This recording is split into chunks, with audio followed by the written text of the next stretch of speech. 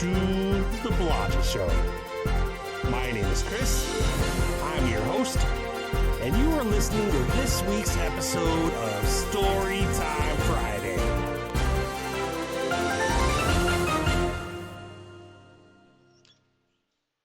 Hey guys, welcome back to another week of Storytime Friday.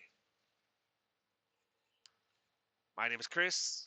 I'm your host. And for those of you who are new to this podcast, I know we've only got a couple stories that I posted recently, but basically what we have on this show will be Real Talk Tuesday on Tuesday nights, posting every Tuesday at 5:15 Central Time, and every Friday at 5:15 Central Time, 5:15 at night, that is. We have Storytime Friday. Basically, what I do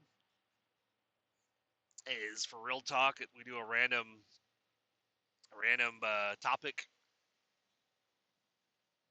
I try my best not to do any politics or religion, but of course, with the current state of the government issues and stuff, state of the country, I've had a few episodes recently where we did talk a little bit about it, but then on Fridays, what I do is I actually either write a story for you guys and then tell it on the show, or I do like what I'm going to do today, which is basically a freestyle story, which basically I just hit record and I just work. It takes me a little bit beforehand, but I try to think of a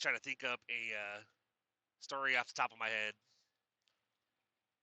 Thank God for ChatGPT. Gives me, I'm able to like, hey, this is kind of what I'm thinking. Give me some ideas on where to go with this. I love the little feature where you could actually like speak with your voice and have ChatGPT actually like communicate vocally back with you. And it's like, oh, this is cool, having an actual conversation with AI, and basically, that's a really good idea. I would recommend it. Oh, cool. All right. So, hey, you gotta love technology. But on that note, do as you guys heard in the previous episode, making some changes, switched hosts, and basically because I was hearing this other one recommended, especially when it comes to like being able to like get advertisements on your show, basically monetize the show and try to move it forward. That's kind of what I've been planning to do for a while, to try to always move forward with the show. I'm not sure how that's going to go, but one feature I do like about the new host is the donation feature. I've already got that set up. It's actually better than what I had before on the previous one, where that one literally just showed up as a subscription, even though I don't have any special stuff to offer just yet. But that'll, got some ideas and stuff for when the podcast grows, or got a steady stream of donations coming in to support the show, that I could actually like, that'll help with like not only just paying for the hosting costs, but also helping me to move things forward with like merch and goodie bags for people that are supporting the show. And right now what I could do is anybody who donates at least one of the episodes throughout the month, like probably at the beginning of the month, I could do a shout out to everybody that donated, call you guys out like, hey, these supporters want to little shout out, want to thank you guys, blah blah blah. It's like Jacob, Jonathan, Sarah, blah blah. Eventually, what I want to do is be able to send like free merch, like either whether it's a coffee mug or something, you know, as a thank you to people that donate or whatever. But all that's is just ideas right now. It's like obviously not in the position to do it because one, I don't have a lot of time to work with, and two, obviously need resources to be able to make shit happen. So anybody who wants to help with that, if you like the show, feel free and please do, if you're willing to, donate to the show. Go to blodgettshow.com/support. Anybody who is a creative writer, if you have stories that you'd like me to read on the show,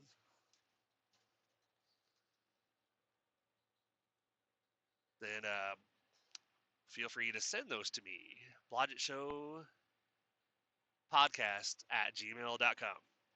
Basically, I'll review it and make sure it's not like an inappropriate story.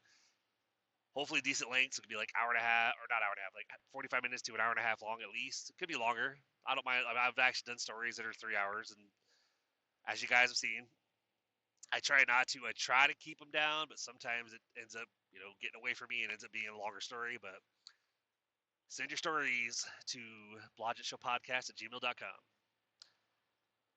You can find us on social media on Instagram at Blodgett Show Podcast. Personal Instagram is Teen Trucker Chris. TikTok Teen Trucker Chris. Facebook Teen Trucker Chris, as in Tennessee Trucker Chris. Blog at teentruckerchris.wordpress.com. Find me on X at CEAZ Freedom. And I think that's pretty much it. But, obviously, like, I'm trying to, like I said, trying to move forward, trying to make stuff happen, trying to, got the social media is actually pretty new. Only did that within the last couple of weeks, but trying to, I'm kind of, you get ideas from other podcasts you listen to. I'm like, I never thought about that. That sounds like a good idea. So on that note, thanks for being here. Hopefully you guys enjoy the stories. This is another freestyle story, and I'm gonna do my best. That's one of those, like, I am definitely a storyteller, and I am creative, but sometimes because of everything going on, it's just sometimes it's hard to stay focused, to actually like take the time and actually like sit and think, and all right, what am I gonna do? So anyway, on that note, let's get going. Thanks for hanging out with me. On with the show.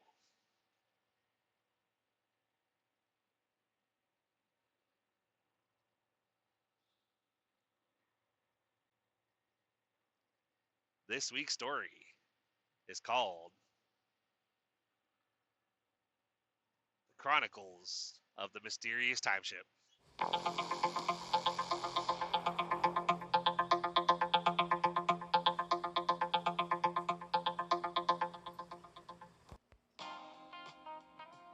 Yo, bro, over here, Jake said as he ran down the beach.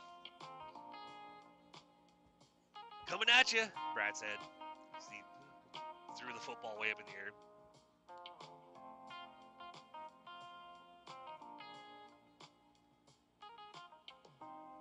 As he caught it, he ended up having to dive and face planted directly in the sand. Oh, fuck. Oh, man. Oh. You alright, man? Yeah, I'm good. Hey, man. What the hell is that? Jake said, pointing out on the open water. They both looked out there. Jake kind of gulped. Is that a ship? Brad was like, yeah. Kind of looks like it, but it's really, really far out there. But that looks old. Hell yeah, it does, Jake said. What the fuck? Isn't there like a legend? Something that, like some kind of local legend? Because, I mean,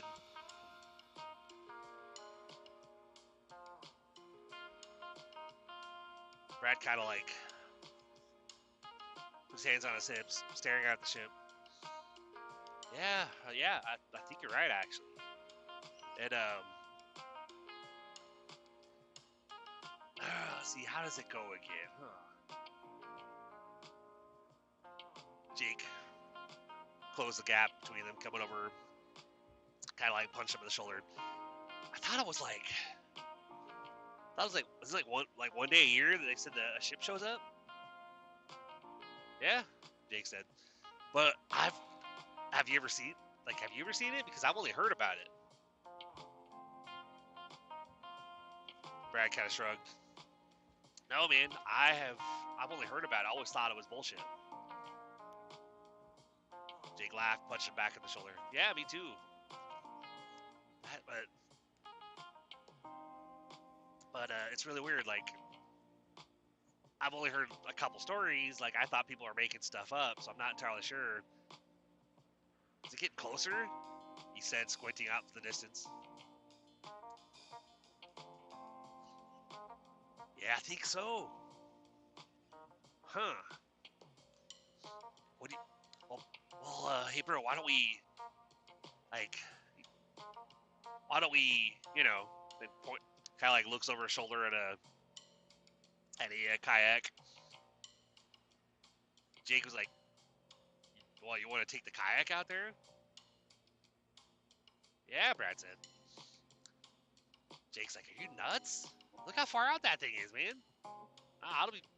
It'd be fine, Jake said.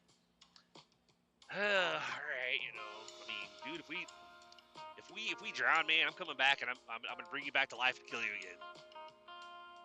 All right, man, whatever. Come on, let's go.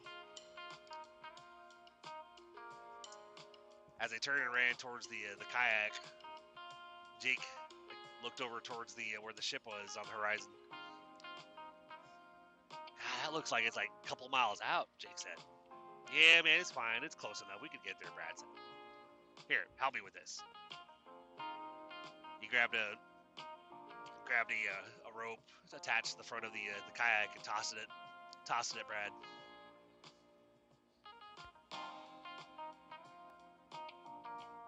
Jake grabbed it, and both Brad and Jake started pulling it towards the water. Man, these things are heavier than I thought. I haven't used one in a while, Brad said. Jake was like, yeah, me either. I'm not really big on. I don't really go out in the water much.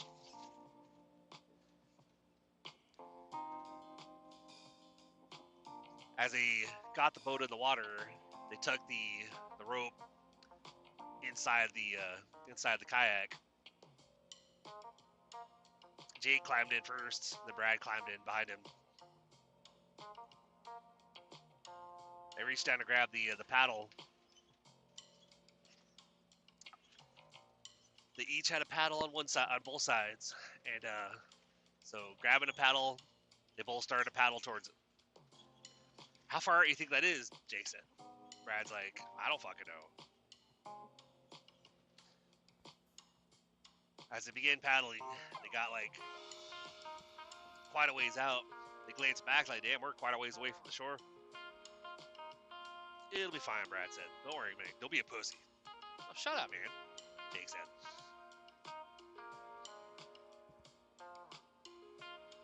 As they get closer to the ship, their eyes grow as big as saucers. Holy shit, Brad said.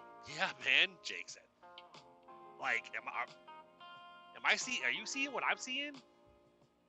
What, you mean what looks like a fucking old ass, like, is that Victorian style? Like, is this like a ghost ship? I would think a pirate ship, man, the way this looks. No shit, Jake said. Here, help me with, here, let's, there's a like a little rope ladder over here, looks like. Hold on. They maneuvered over towards the rope ladder. What are we gonna tie the kayak off on? Well, the rope's long enough. Why don't we'll just toss it up, and we'll tie it somewhere. We'll see if we can find somewhere on the side of the ship to tie it to, or whatever. Or we can tie it to the rope ladder. I don't care. Oh, all right, man. So Jake carefully stood up in the kayak, grabbed the rope ladder, started pulling himself up. Wait for me, man, Jake said, climbing up behind him. They get up to the top of the ladder and climb on deck. As they look around, they see what looks to be an older style wooden ship. Very fancy, bright and colorful. Even had random decorations up on what looked like probably the bridge. Is that what? Jake said. Brad looked over and goes, I think that's a sail. Like that mast right there. I think that's for a sail. Like, you think this is like a sailing ship, not like motorized or whatever? Ah, shit, man. I haven't seen one, like, only, like, quote unquote sailboats that I've seen in my life are just like these little ones, you know, they like look like yachts or whatever that rich people take out. Yeah, you ain't lying, man. I haven't seen too much of those either. Huh, alright. So, Jake and Brad started walking around the ship. Walked all the way to the front, kind of peered over the front. Jake looked at Brad. Is it just me, or does this ship not even feel like it's moving? Like, it's just literally, like, sitting in this spot, whatever. Like, you would think it would be, like, drifting or whatever, but I don't even feel any kind of current or anything. Brad was like, yeah, you're right, man. It's really weird. And, he peers over towards where they traveled from. I can't even see the shore from here. Fuck. Jake looks up. Oh, it'll be fine, man. Literally straight that way. As he points off to the direction they came from. How can you tell? Like, I can't see the shore from here, man. It'll be fine, Brad said. It'll be fine. All right. So they, hey, let's walk. Like, I don't even think there's anybody here. Jake said. Brad looks over at him like, you think this ship is entirely empty? Like, nobody's here? I don't know. Let's go check. All right, man. Why don't we, should we split up? Do you want to split up? Not particularly. Yeah, but probably a good idea if we stick together, because, I mean, we don't know what's out around here. Jake kind of looked over at him like, yeah, I can just totally, I mean, who knows? Like, I wouldn't want you to get in trouble and, like, maybe somewhere in a different part of the ship, and all of a sudden I hear a high-pitched scream and be like, hey, are you okay? Fuck you, man, he said, punching his arm. I'm just kidding, man. I'm just kidding. Jeez. Besides, if anybody screamed like a girl, man, it'd probably be you. Oh, shut the fuck up. All right. Anyway, man, Jake said, I see a door over here. Let's go ahead and go inside and see what we can find. Yep, sounds good, Brad said. As they start making their way down the stairs, they realize they get to a corridor and see there's actually another flight of stairs that actually goes up. That's weird. We just came from outside. Where could that staircase go to? I don't know. Let's check it out, Brad said. Climbing the staircase, they noticed, like, lots of very old paintings, pictures of people hanging on the walls. Like, damn, for as old as this ship looks, Brad said. Jake kind of cut him off. It's not very dirty or broken down or, like, run down at all, looks like. Yeah, man. Hey, here's a door up here, Jake said as they continued up the stairs. Brad walked up to the door and tried the knob. Oh, hey, it's unlocked. Jake stopped it for a second. Hold on, man, hold on. Brad's like, what? Should we knock? What do you mean, should we knock? I mean, like, I don't want to just go into a room if there's someone in there. Like, Brad looked at him. Bro, like, we haven't seen anybody. You really think there's someone in there? Jake's like, I don't know. They stepped back for a minute and looked at the door. Look at the fucking door, man. Yeah, it's like, this is some fancy shit. Like, that door, like, solid wood, has all these intricate designs around the outside of it. Like, that looks like a fan. Like, this ship is giving me rich people vibes, except old, like a couple 100-year-old rich people vibes.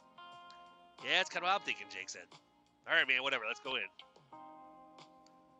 Brad grabbed the handle and opened the door. As the door opened up, inside was a room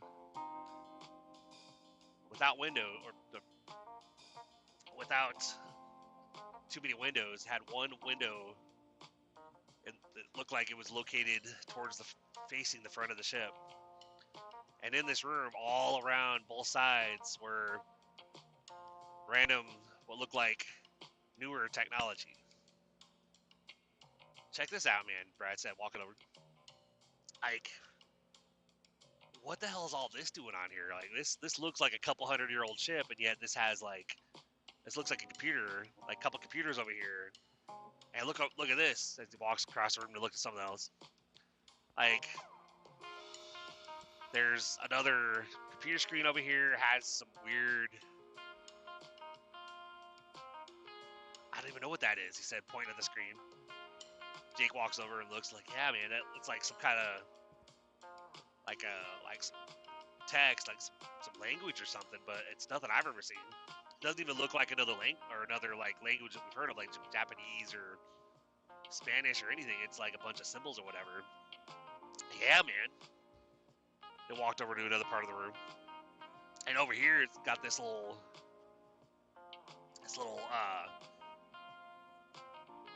looks like a digital map, and it has like this little green dot over here, he said, pointing off at the corner, that has like a couple of these random figures all around that whole screen, and then it has like a couple more dots over here, like these dots right here, like, you know, he said, pointing at the first one. Like there's this red dot, but then on that dot, you look at those. He said, pointing in the middle of that dot. It says, look, there's two little dots in that circle right there. I didn't even notice that, Brad said. Jake was like, yeah, you know, but then look over here. He says, pointing off to the other side of that what looks to be a screen. There's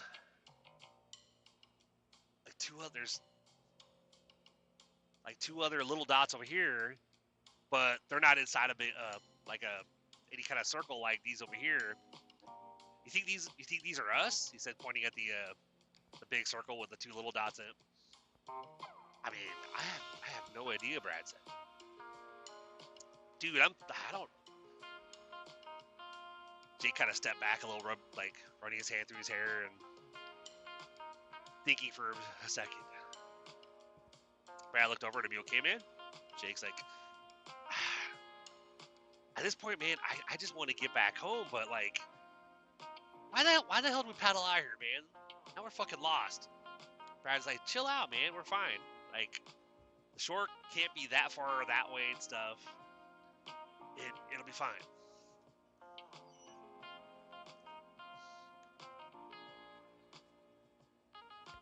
So, Jake said as he took a couple steps back to the screen, he kind of pointed over to the other side where the two small dots by themselves. He goes, look over here. It's like there's this, like a weird line dividing up one side of the screen where these two dots are from the other side of the screen that what I think where we possibly are, unless we're the two dots by themselves over here. I don't know. Maybe we're not even any of the dots. Brad's like, dude, you're kind of making my head spin. Jake's like, my fucking head spinning, man. The fuck? They both turn around as like the electronics on the other side of the room started chiming a bunch of noises. They both run over there and they see screen flashing. Red, black, red, black, red, black, red, black. And he's like, Brad's like, I have no idea what that means, but I don't think it's good. Jake's like, I have no idea. And then went from red, black, to a green screen, and a new symbol that looked like some fancy characters that kind of look like numbers, but at the same time they didn't. So it looked like it was a foreign language. Flashed across the screen, and then flash red, black again, and all of a sudden they felt a little bit of a rumble in the floor, and they felt a little bit of a shift, as it felt like the ship started moving. Brad fell off to the side, caught himself on one of the nearby panels. Jake tripped and fell on the floor. What the fuck? Brad's like, are we fucking moving? I don't know, man. I don't know. They felt a very quick jerking motion. And through the window, they saw a flash of lights. And then, after a minute or two, the ship jerked in a way that both Brad and Jake ended up on the floor, feeling like they were pressed down to the floor.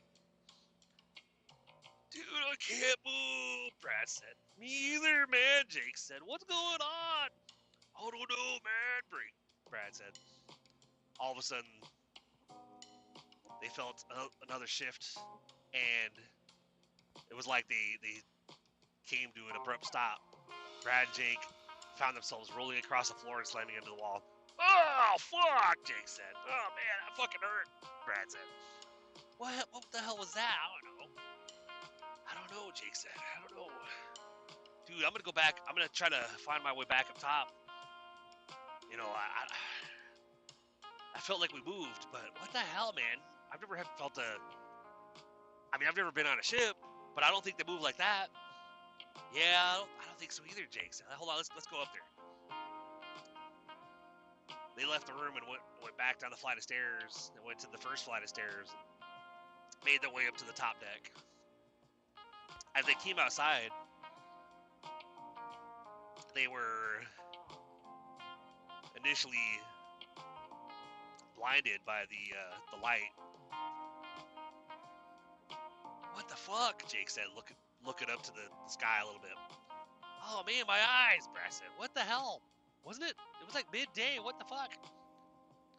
They look up and they see that there's a different color for the sunshine that they're experiencing.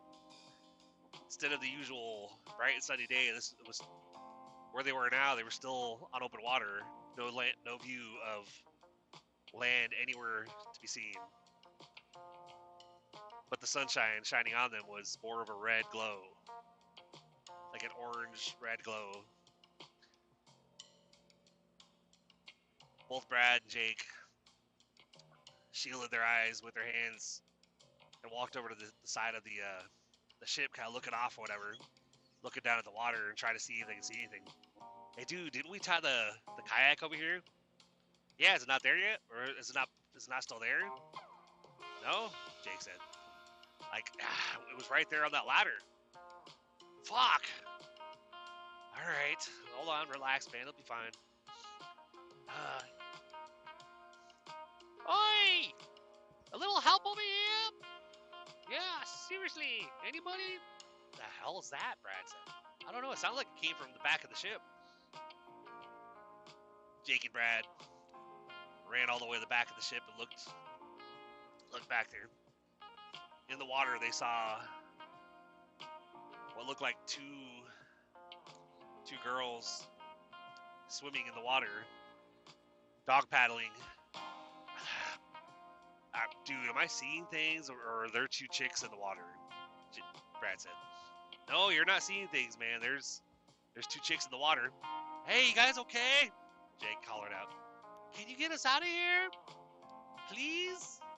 Yeah, we're practically drowning here. Please, mates? Yeah, hold on, Brad said. Dude, let's see if we can find something to throw out to him. Yeah, Jake said, looking around. Here, over here. They found a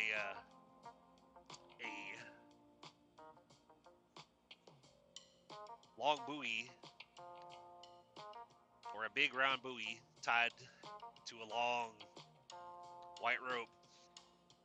You think this will work? I don't even know what this is, man. This doesn't look like any kind of buoy that I've ever seen before, or like a life raft or anything. It just looks like it would float, but Might at least be something that we can throw out to them and pull them in or whatever. Yeah, let's do it. Here, we're gonna throw you guys something. Jake hollered out. All right, hurry up.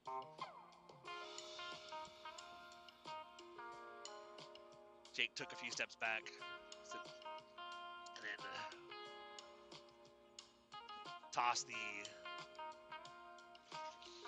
tossed the preserver or whatever it was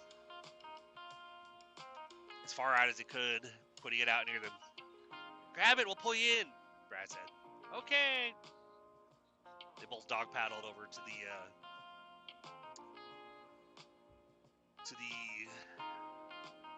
floating device and grabbed hold of it. All right, man, hold on tight. We're gonna pull you in. All right, man, help me out with this, Brad said. Yep, gotcha. All right, let's go. Between the two of them, they started pulling on the rope and pulling the two people in.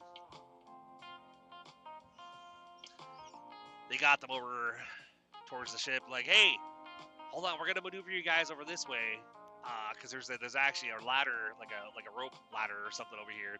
That's how we got on. Okay. Here, help me out, man. Yeah, I gotcha, Jake said. So they maneuver them around the back of the ship, and then pull them 100 feet or so over to where the ladder is. Now, I can't pull you guys up, but like you need to reach up and grab that ladder and climb out. All right. They hear down there. Thanks, mate. The other one hollered up. Yeah, no worries, Jake said. Hurry up, get up here so you guys are safe.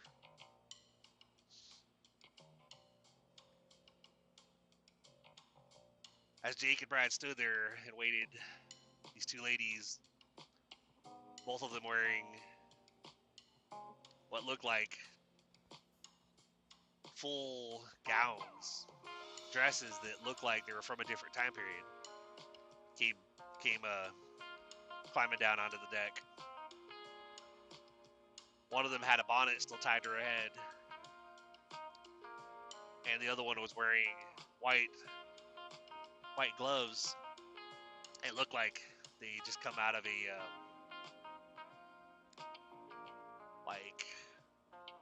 British movie of some kind. Brad looked over at Jake and was like, hey bro, are you seeing this? Jake's like, hey ladies, well, first things first, I'm Jake, he said, reaching a hand out. Nice to meet you. My name is Megan. The one with the wearing the hat reached out and took his hand.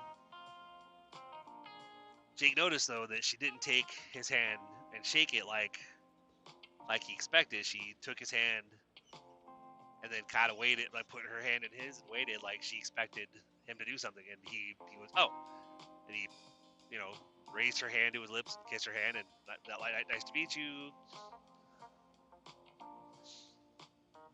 And then the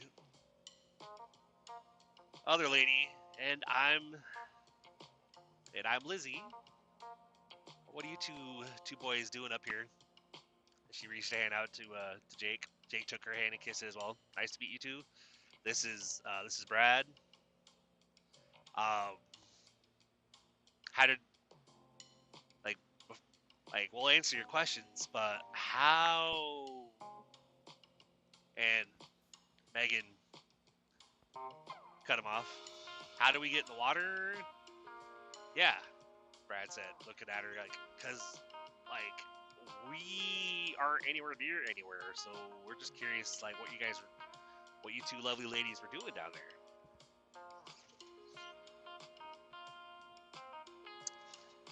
Megan sighed, put a hand to her face. I don't know. Me and Lizzie, we were literally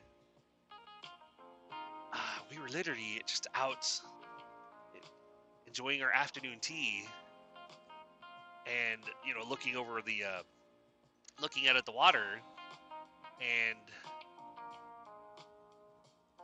she said, sighing, covered her face in her hands. Lizzie put a hand on Megan's shoulder. There, dear. There. She looks back at Jake and Brad. We were looking at the water, and next thing we know, there's like this flash, and we were falling. Falling, Brad said. Jake kind of looks over at Brad, both of them wondering the same thing. What do you mean falling? That's exactly what I mean, Megan said. Falling. Like, it's like 1 minute we're in these chairs, sipping our tea, just relaxing, and next thing you know, like, it's like we're like midair, free falling, and we ended up falling into the water right over there, and we just we didn't know what was going on. It was terrifying. It was definitely terrifying. Lizzie said, patting Megan on the shoulder. But where did you guys come from? She said, looking over at Jake and Brad. What do you mean? Brad said. Well, because when we landed in the water, there was nothing here, and then then there was another flash, and like it blinded us to the point where we couldn't see while we're trying to swim without having our dresses basically pull us under. But when we could see again, the ship was in front of us. Oh, really? Brad said. That's kind of weird. So let me get this straight, Jake said. You for sure you guys were having afternoon tea, and then you were falling. You ended up in the water, and nobody was here. But then there's another flash, and then you ended up that we were here. That sounds about right, Megan said. Brad looked over at Jake. Nibble shrugged. Man, I have no idea, Brad said. Jake looks over to me. Well, I have one question, though. What's that, dear? Megan said. For you guys, where's here? Huh? What are you talking about? Lizzie said, kind of raising an eyebrow at him. Well, like, where are you guys from? Brad said. Well, the UK, of course. Silly. Where are we from? Megan said, looking over him. Well, I'm assuming we're from the same place you guys are. I mean, otherwise, how would you be here? Ma'am, we're from like the United States. Like, we were on the East Coast, just on a beach, and we saw this ship, like, kind of like off in the distance. We heard rumors about a ship like this kind of showing up one day a year, but we, being stupid like we were, he said, looking over at Brad. Brad just kind of grinned at him. Dude, it's not like it was partial. It wasn't just my idea, man. Yeah, whatever, Jake said. But, we had the stupid idea to take a kayak out to it and... A kayak? Megan said, looking over at Lizzie. Yeah, what's a kayak? Lizzie said. What do you mean, what's a kayak? Brad said. You guys don't have kayaks where you're from? No. Lizzie said. Like, okay, now, how do you not know what a kayak is? I don't know, Megan said. Okay, so I hold on, man, Brad said. What, dude? Now, I'm really curious, but this might be, I don't know why I'm thinking this. This might be a stupid question. Spit it out, man, Jake said. What year is it? What year is it? Megan said. Did you hear them? Lizzie laughed with her. Yeah, come on, guys. Why are you... Obviously, it's a say, like, obviously it's like, it's, 1798? What? Jake said, looking over at Brad. Bro, I think these chicks are on something. I don't know, man, Brad said. Because look at the ship. Yeah, what about it? Brad said, or Jake said. Well, it's old as hell. I mean, at least most of it is old as hell. But then look at like their dresses. Like you don't see women wearing dresses like that too often now. So hold on, Jake said. So you're telling me you ladies are from a couple hundred years ago? What? Megan said. Lizzie kind of took a step back, her jaw hanging out, her jaw hanging wide open. Okay, guys, like seriously, what do you mean? Like, what do y'all mean that we're from a couple hundred years ago? Lizzie said. Yeah, like that's the silliest nonsense I've ever heard, Megan said. Well, okay, well, like, do you want to know where we're from? Well, you already said you guys are from, like, the East Coast, the United States? Lizzie and Maggie kind of looked at each other, kind of like with a confused look. We're not really familiar with that. I don't know where that is. Brad looked over at Jake, kind of like with a look on his face. Jake looked at Brad, and he knew exactly what he was thinking. What do you mean you don't know where the United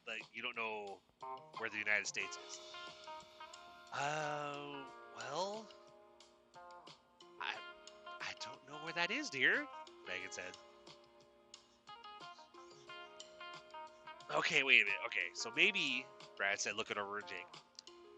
Like, oh man, my head is spinning. Brad was like, yeah. So maybe what they're saying is the truth, man. Are you serious? Jake said. Well, I mean, like, look what they're wearing. Look what he said, motioning over to the girls. Look at the ship, he said, turning around and motioning, like waving his hand as a big grand gesture at all the ship. And they said it was like 1792.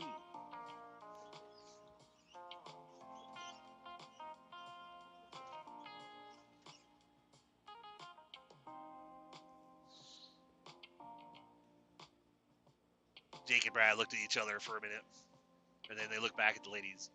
I mean, I guess, okay, so, well, wait a minute, Megan said. What happened to you, what went on with you guys before we showed up? Like, what happened to you guys?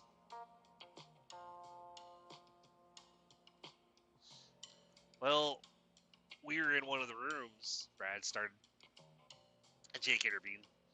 Yeah, and like there's all this newer technology,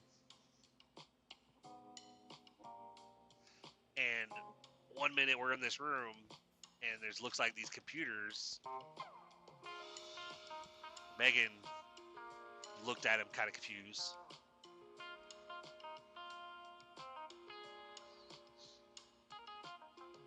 Jake looked over, like, "Oh, I mean, okay, so we'll explain later, but."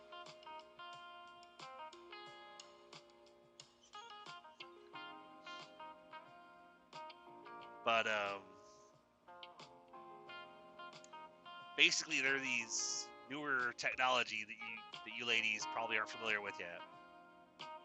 Jake started. Megan and Lizzie both nodded. Okay. Jake continued.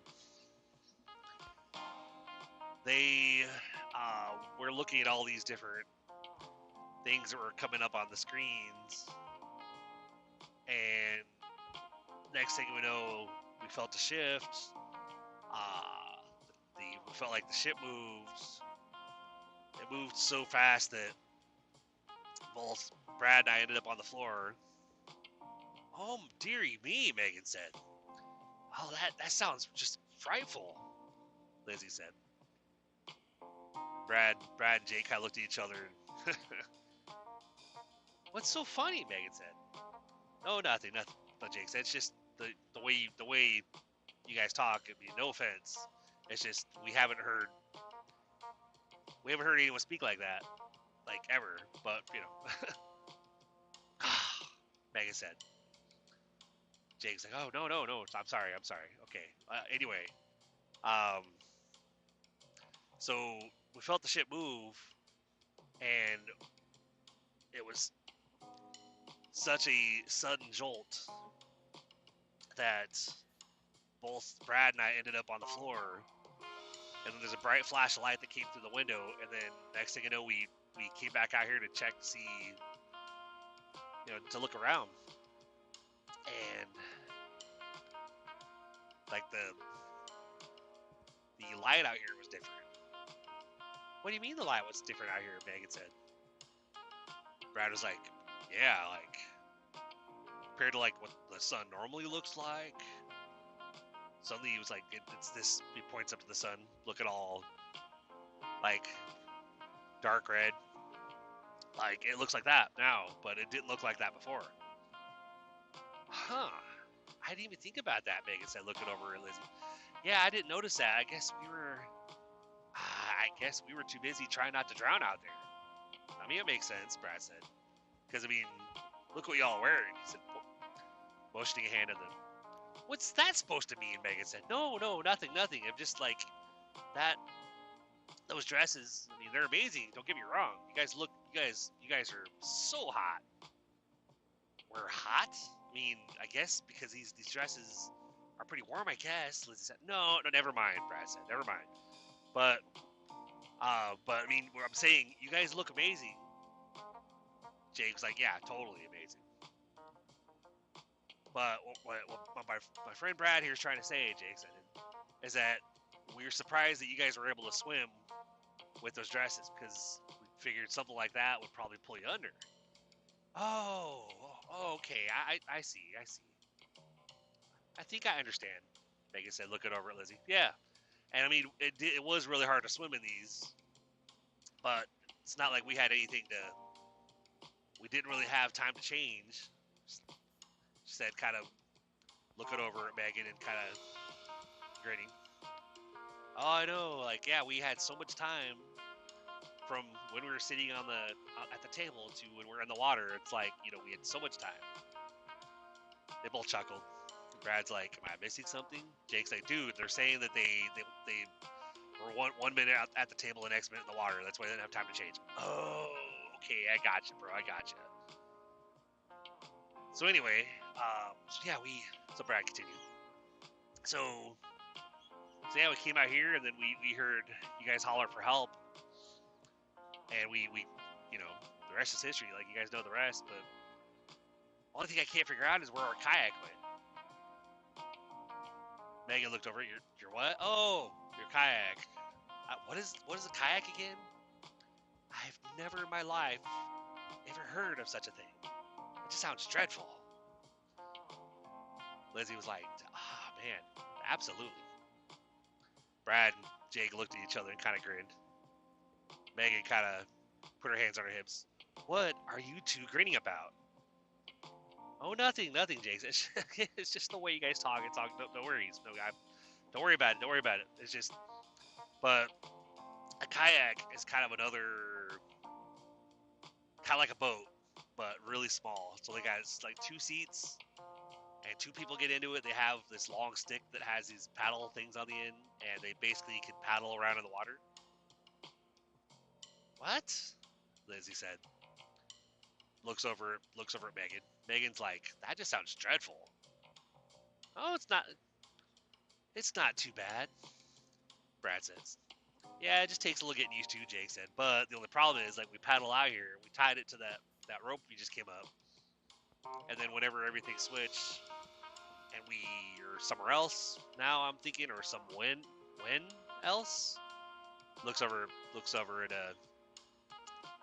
at Brad. It's like, Brad just kind of shrugs. Your guess is as good as mine, man. Because, like, they say they're from 1792, we're from the 2000s, from the 2000s, the 2020s, and yet we both ended up in the same water, but it looks different from where we both were. Like, we have different sun. Like, the sun looks different out here. I pretty much got everything. Jake was like, yeah, that sounds about right.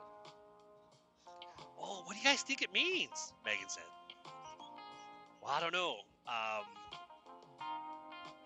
But I know I want to get home. Yeah, me too, Jake said. But where is home? Brad said. Looked over at Jake, and he looked at Megan and Lizzie. Well, don't ask us. Like we don't even know where here is. Lizzie said. All right, well here, let's come here, guys, or come here, ladies. Let's we want to show you what we're talking about, because obviously, like, trying to explain it, I don't know if we could really explain it very well. So Brad and Jake started leading them back to that doorway, went down the flight of stairs, down the corridor, and then up the other flight of stairs to that fancy wooden door. As Brad went to reach for the handle, Lizzie grabbed his hand. Wait, should we knock? Jake laughed. No, don't worry. Nope. We have not seen one person on the ship since we got here. Are you serious? Lizzie said that. Man, I'm. This place just sounds. The ship just sounds dreadful. Ladies, it'll be fine. Hold on.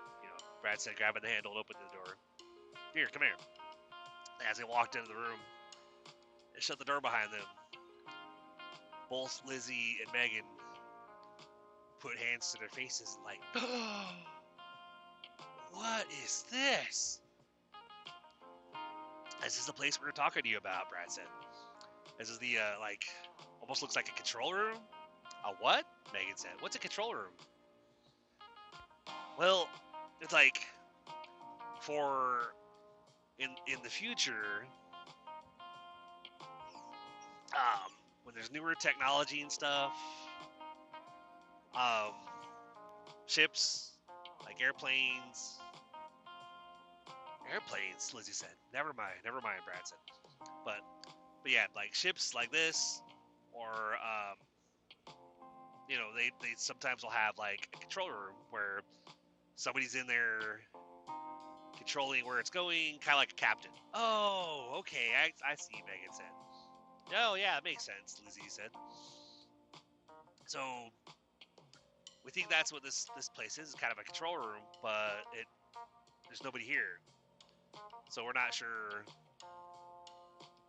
how it's being controlled. Because being that nobody's here, Brad continued, when we were in here before and it moved or something happened, we ended up in a different place. Nobody was here. It just, like, those computers over there. The what? Megan said. Like, these over here, Brad said as he walked over and kind of pointed at one of the screens. Megan walked over and looked at what he was pointing at. Oh, dearie me, like, what is that? That's the computer thing I was telling you about. Like, in the future, we have these electronics, these devices that are electronic. They have electricity, and they're kind of, they're computers. They basically can kind of. He said, looking over at Jake. Dude, I don't even know how to explain it, man. I sucked at, like, I'm not very good at computers in general, like, but trying to explain them. Yeah, man, all right. So, Jake points at the screens again. So basically these, and I'm going to try to use language, hopefully I can describe them appropriately to you guys. That way you guys, maybe you ladies will understand, but, I apologize if you don't. I'm doing my best. All right, Megan said. Just tell us. Yes, please, Lizzie said. So, Jake started. So these devices over here, he points at one of the screens, and then kind of like, and these over here, he walks to the other side of the room and points at another screen. Like this one over here, before we moved or whatever, it just kind of um, it was flashing red, black, and then after it did that for a minute or two, it flashed green for like about a minute or two, and then started going red, black again, and all of a sudden that's when everything shifted, and we felt ourselves fly across the room and hit the floor or whatever. Oh dearie me, Megan said. Are you guys okay? Like that sounds like it hurt. Oh yeah, it sucked. Brad said. Brett rubbing the side of his head. That floor was not very fun to land on. Oh, poor boys. Lizzie said. Brad and Jake looked at each other and kind of chuckled. Yeah, we're okay. We're fine. So, oh wait, Jake said. What, man? Jake ran across the room and pointed at one of the screens. I forgot what this one over here that had the two dots. Oh yeah, that's right, Brad said, coming over to join him. Look now, like the dots are different now, man. Look, that big circle that had the two dots before, now it has four dots on that bigger circle, and the other side doesn't have anybody or any dots. It has that weird symbol, little line or whatever that is in the middle, just kind of dividing the two sections. Oh, I didn't even notice that. What does that mean, Megan said? Like, what are you guys talking about? I am so confused, Lizzie said. I mean, first we're talking about computers? What? Computers, Brad said. Yeah, that. What in heaven's name is that? We kind of, like I said, we're trying to explain it to you, Jake said. Like this right here, he said, motioning to the screen. We think this is a computer of some kind. We don't know because we don't recognize it. It's not something that we've ever seen. Not a kind of computer that we've had in our time or whatever. You know, God, I feel nuts even saying that. Brad's like, yeah, I hear you, man. But it's probably the truth because I feel like being that we're from 2020 and they say they're from 1793 or 92. Was it 92 or 93? 1792, Megan said. Like, this all feels like some kind of story that's just been made up, Megan said. Like, how can you guys be from 2020? And that's like, what? That's like 200 and like 30 years in the future? Like, you're telling me that you're from the future? Well, we could say the same thing. You're telling us you're from the past? Brad said. Good heavens, Lizzie said. I don't know what we're trying to say, Megan said. Because, like I said, we're out enjoying our afternoon tea. They hadn't even brought our crumpets. She looks over at Lizzie. I was looking forward to the crumpets. Lizzie's like, oh yeah, me too. Look, these crumpets are amazing. Jake and Brad looked over each other and grinned again. Like, wow, okay, they really are from the 1700s. You know, Brad goes, I don't know, maybe they do crumpets current, like at our time over there in the UK. They probably do. Jake's like, yeah, you're probably right. Okay, like, over here, guys. Megan said, like, what do we, like, so... Will you please just explain to us, get, you know, just, we're trying to understand, but Brad's like, just calm down, ladies, calm down. It'll be okay, but so, points at the screen again. So we think, he points at the circle with the four dots now in the middle. We think, and I don't know if this is right, he says, looking over at Jake. Jake nods at him. But we think, he continues, that big circle is the ship. And the four dots are the four of us. Well, why do you think that? Megan said. Yeah, that's just silly, Lizzie said. Brad looks over at them and points at the dot. Well, because initially, before we met you guys, or you ladies, that big circle had two dots. And then over on this far side, there were two dots in this big wide open area over here. We think that was you. And then now that big circle has 4 dots, and there's no dots over the other side. We think each of those dots represents one of us. I'm so confused, Lizzie said. So what do we do? Well, first, I think we should explore the ship and figure out, see what's here, see if there's anybody else on here, figure out if we can find out, where we are, figure out when we are, what's going on. I don't know about you, he said, motioning to his 3 companions. But, I want to get out of here. I want to get back home. I don't want to be stuck wherever we are on this ship. Well, you guys said that you guys were waiting on some crumpets or whatever, right? Brad said. Oh, crumpets, Megan said. Yeah. Lizzie patted her stomach. Oh, I'm so hungry. Well, here's an idea, Jake said. Why don't we explore the ship and let's try to see if we can find some place. Maybe, the ship, they have to have a kitchen somewhere that has food. Maybe we could find something to eat. Oh, that sounds delightful, Megan said. Truly delightful, Lizzie said. Yeah, that sounds like a good idea, bro. Brad said, looking over at Jake. Let's all right, come on, let's go, guys. So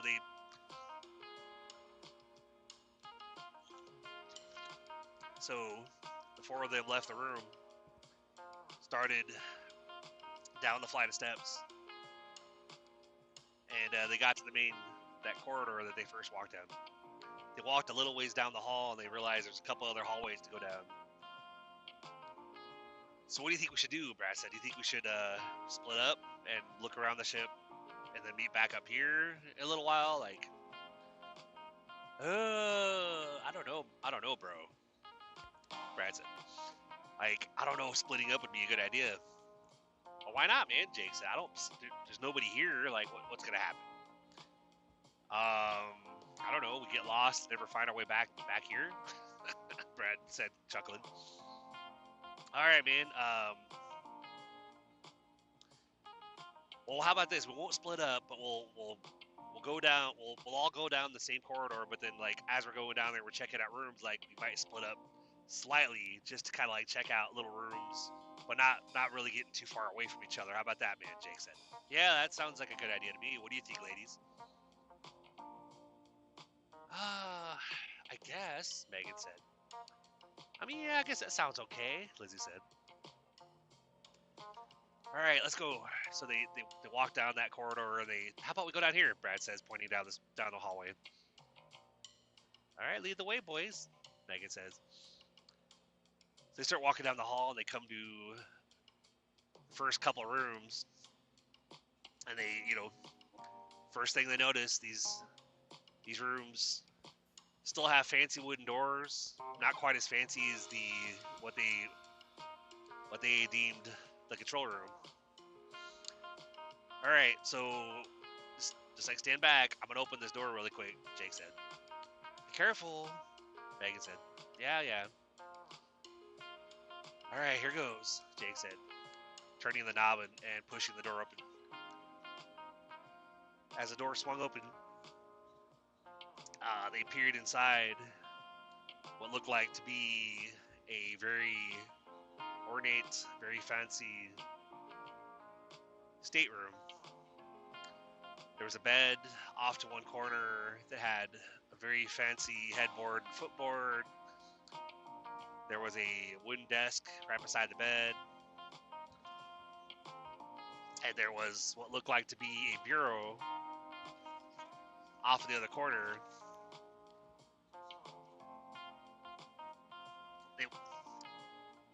Jake kind of looked at his 3 companions, all right, I'm gonna go check it out. Hold on, I'll be right back.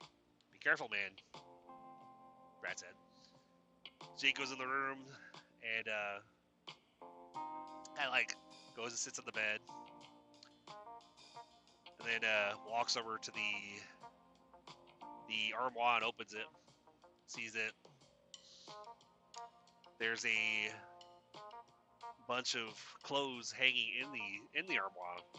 He pulls out one of the hangers, and kind of holds it up and goes, "Wow, get a load of this." Brad walks in the room and comes over. He's like, "Dude, that looks fucking old." Language, boys, Megan said. "Oh, sorry," Brad said. "But it looks freaking old." Lizzie looks over at Megan. I don't know what freaking means, but I mean, yeah. How does it look old? That looks like it's like brand new. Oh, right. Brad said, "Yeah." So, do you guys have clothes like this in your time? I'm like, my head is still spinning when you say that, because I can't believe that the idea we're working with here is that we're from different times. But yes, Megan says, pointing at the long coat. That looks like it's from where it's from the same place that we are at the same time. I've actually helped. Heavens, I mean, the other day I actually saw a fine gentleman, like an older gentleman, very nice guy, I think too. Like he looked like somebody I knew, but he was wearing something that looked like that. Oh, really? Jake said. Oh, yes, Megan said. Huh, okay, so we have what looks to be an old ship, and there's older clothes in the little closet, whatever. And then and yet nobody's here. Jake walked over to a nearby window and looked out, putting his hand to his head and thinking, "What are you thinking, bro?" Brad said, "I don't know, man.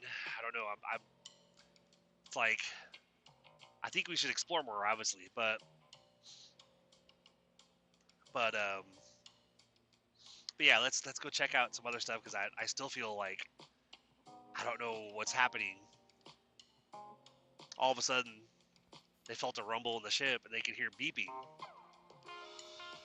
Beep beep beep beep, echoing from down the hall. "The hell is that?" Brad said. "Oh shit, I don't know, man. Where's that god awful noise coming from?" Lizzie said. "Heavens, my ears!" Megan said. "Hold on, guys. I think let's go back to the control room and see if something's going on up there." The four of them took off down the hallway, running back up the stairs, going back in the control room. And as they got in there, they could see the one screen was flashing again. Red, black, red, black, red, black, red, black. "Oh man, I think it's happening again. You think we're moving again?" Brad said, looking over at Jake. "Yeah, but I don't know, man." All of a sudden, the screen flashed green. It felt a rumble and a big shift, and all four of them were taken off their feet, flying across the room, landing on the floor. Jake landed one corner. Brad landed a couple feet away from him, and Megan landed on top of Brad, and Lizzie landed on the floor a few feet away in between them. Oh man, heavens, that hurt. Lizzie got up from the floor. "Oh, that hurt. What happened?" But the ship shifted again, and having just got back to her feet, she fell to the floor again, and all of them rolled across the floor. They look up and saw a bright flash in the window again. "Oh, my eyes, how dreadful," Megan said. "I can't see," Lizzie said. "Oh my god, bro," Brad said, looking over, covering his eyes and looking over towards Jake.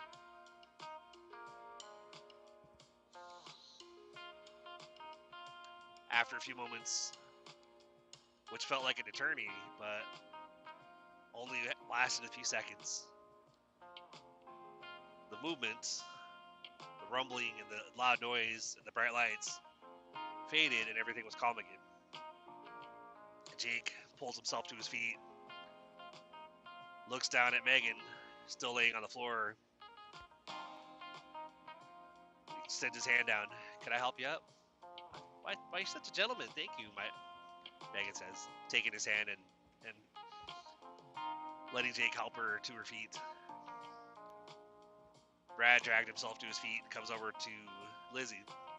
Here, let me help you up, he says, bending down to take her by the hands. Oh, thank you, dear. They stand up with Megan and Lizzie bending down to brush off their dresses. Oh, I really wish we could change, Megan said. Yeah, me too, Lizzie said. I mean, it's possible, I guess, Brad said. Why, whatever do you mean? Megan said. Well, we already found one, we looked in one room and found some clothes. I mean, maybe we could find something that you ladies would be a little more comfortable in that, you know. Oh, that sounds lovely, Megan said. Hopefully. So, all right, so after experiencing what we did before, Jake started. Brad kind of cut him off. You think we should go back up to the deck and see if things look different again, huh? Yeah, that's kind of what I was thinking, Jake said. All right, let's go, ladies. Let's go. And they kind of started going back down the stairs and then back up the other flight of stairs going out to the main deck. As they got outside, they realized they weren't on the water. As they stepped outside, they felt a very strong gust of wind hitting them, and they couldn't see anything around them.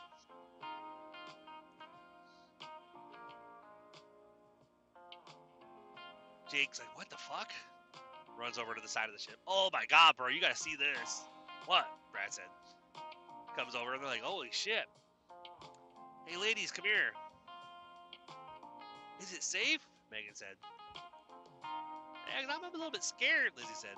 Yeah, it's fine. Just like they got a handrail or a guardrail over here, so we're not like as long as you stay on this side, we're fine. We'll be safe. We'll take care. We'll protect you. Brad said. So Megan and Lizzie both looked at each other and hesitantly came over to join them. They get over to the railing, and they're looking out, and their ship appears to be airborne. They're looking down, and all they could see down below them, a couple 100 feet down, is like vast deserts, some mountains, a couple of streams off in the distance, a lake off one side, off one direction. Okay, I have no clue where the hell we are, Brad said. You and me both, man. Megan looks over at Brad and Jake and goes, or when? Jake and Brad kind of laugh and look at each other. Yeah, she's right, bro. Because, whoa, what is that? They said, looking off one direction. As I see, like a big shadow moving off in the distance. What is that? Brad said. Oh, dude, I don't know. Shh, quiet, man, quiet. Let's listen. What? You hear something? Brad said. Megan all of a sudden gasps. What? They said. Then they look back towards the shadow again, as they can see a big shape materializing off in the distance, coming in their direction. Is that a fucking dinosaur? Brad said. Jake like it can't be. Oh my god. Lizzie said, like, where are we? Bro. Brad said, looking at Jake. Yeah, man, what? As they both like stood there, mouths hanging open, staring at this big shape coming towards where they were. How did we? So, okay, this is gonna sound stupid, Brad said. It can't sound any stupider than what we're seeing, man. Jake said. Okay, so here's what I'm here's what I'm thinking. What are you laughing about? Megan said. I'm sorry. Brad said. I laugh when I get nervous, okay? Oh, okay. All right. Megan said. So what were you saying? Well, again, I think we're on a time ship. A time ship? Brad or Jake said, looking over at him. What is that? Lizzie said, well, I mean, because again, like you guys are from a time when you wouldn't have had that, but did you have books? Oh yeah, of course, silly. Megan said, do we have books? Lizzie said, looking over at Megan. Yeah, come on, guys, don't be silly. Okay, Brad said, well, in any of your books, do you have books that are kind of like have stories about being in different times? Well, yeah, actually, we do. I've seen a couple of them, you know.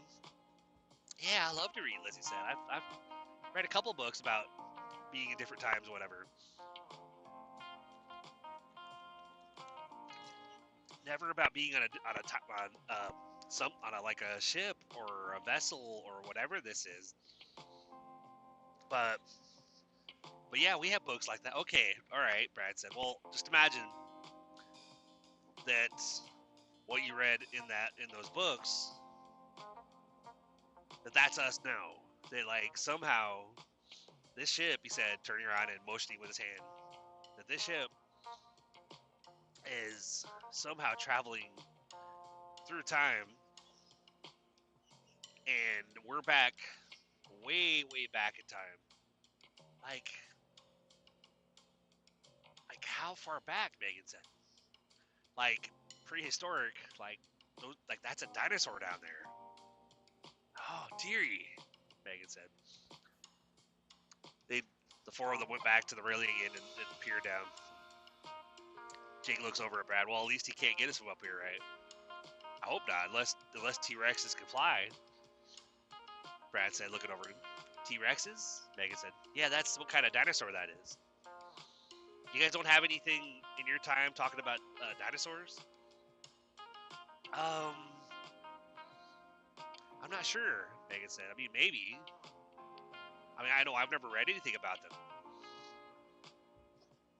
Yeah, I don't think I've read anything about them either, Lizzie said. Okay, well, dinosaurs, like, are from way, way back, like, early periods of the Earth or whatever. Brad said, looking over at Jake. Yeah, like millions of years back. Like, you guys are 200 and something years earlier than us. That guy down there, and they looked off in the distance and saw another big shadow approaching. And that, whatever that beast is over there, are from millions of years ago. But yet we're here, so they both paused and just stared down at the vast jungle, wilderness, vast landscape, watching these two creatures come their direction. Okay, so how are we gonna get home? Brad said, asking Jake. I don't fucking know, man. Like this whole, like I don't even know how much time's passed because it's still sunny out and like we feel like we've been on the ship for hours, but we've shifted a couple times. Beep, beep, beep. Oh crap! Hey guys, come on, let's get back to the control room because I think something's happening. Why can't we stay out here? Jake said. Brad paused as he was running towards the door. Well, I don't know, but if it throws us, if we fly across the room in there, he says, pausing and then looking at Jake with like a serious look. Jake goes, oh, so if we fly across the room in there, if we're out here when it shifts, we might end up off the ship. Oh dear, Megan said. Lizzie looks over. Oh yeah, I vote we go back in the, what'd you call it, the control room? Because I think at least as we're on the ship, I think we're at least safe up here. That's my thought, Brad said. Let's go. All right, bro, all right, let's go. Following you. The four of them ran back down the flight of stairs and then up the stairs back to the control room. As they got in, of course, the familiar flashing on the screens. Red, black, red, black, red, black, red, black. Hey, it's just a thought while it's doing whatever it's doing, wherever it's taking us. I have an idea, Brad said. What, dear? Megan said. Here, come over here. Megan and Lizzie followed Brad across the room, and he sat down with his back to a wall. What are you doing? Megan said. Yeah, what are you doing down there? Guys, trust me, just sit down here. Jake, get over here. Okay, bro. Like, I'm kind of confused too. Just trust me. They all sat down with their backs to the wall. They could still see the color from the screen flashing on the other end. Red, black, red, black, red, black, green. Felt a rumble in the ship, and all of a sudden they felt the movement, and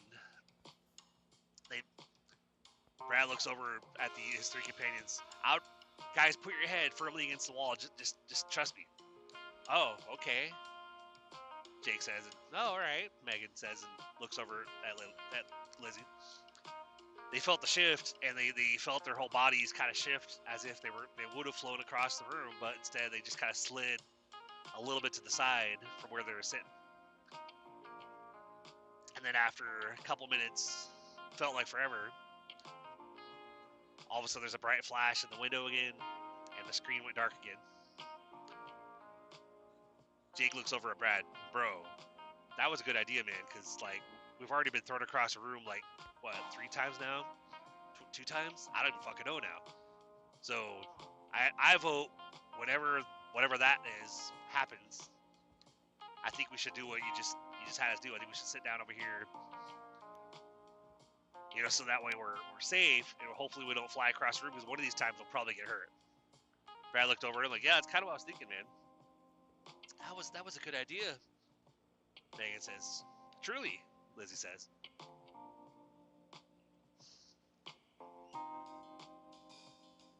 So they get back up. They go back down the stairs, back up the other flight of stairs, and they go back out to the main deck again. As they walk out, they realize they're in a they're on the water again, but they're in a little body of water now. Looks like they're actually on a lake. Brad runs over to one of the handrails, looks off. And bro, I think I see like a house over there, or some couple houses, but they actually look really old, to be honest. What do you mean? Jake says, running over. Oh yeah, you're right, he says. Off in the distance, they could see what looked like some very basic, small wooden cabins, just sitting on dirt. Nothing fancy around them. No fancy structures. Lizzie comes running over. What are those? I think those are homes. Brad says. Okay, well, what time do you think we're at now? Jake says.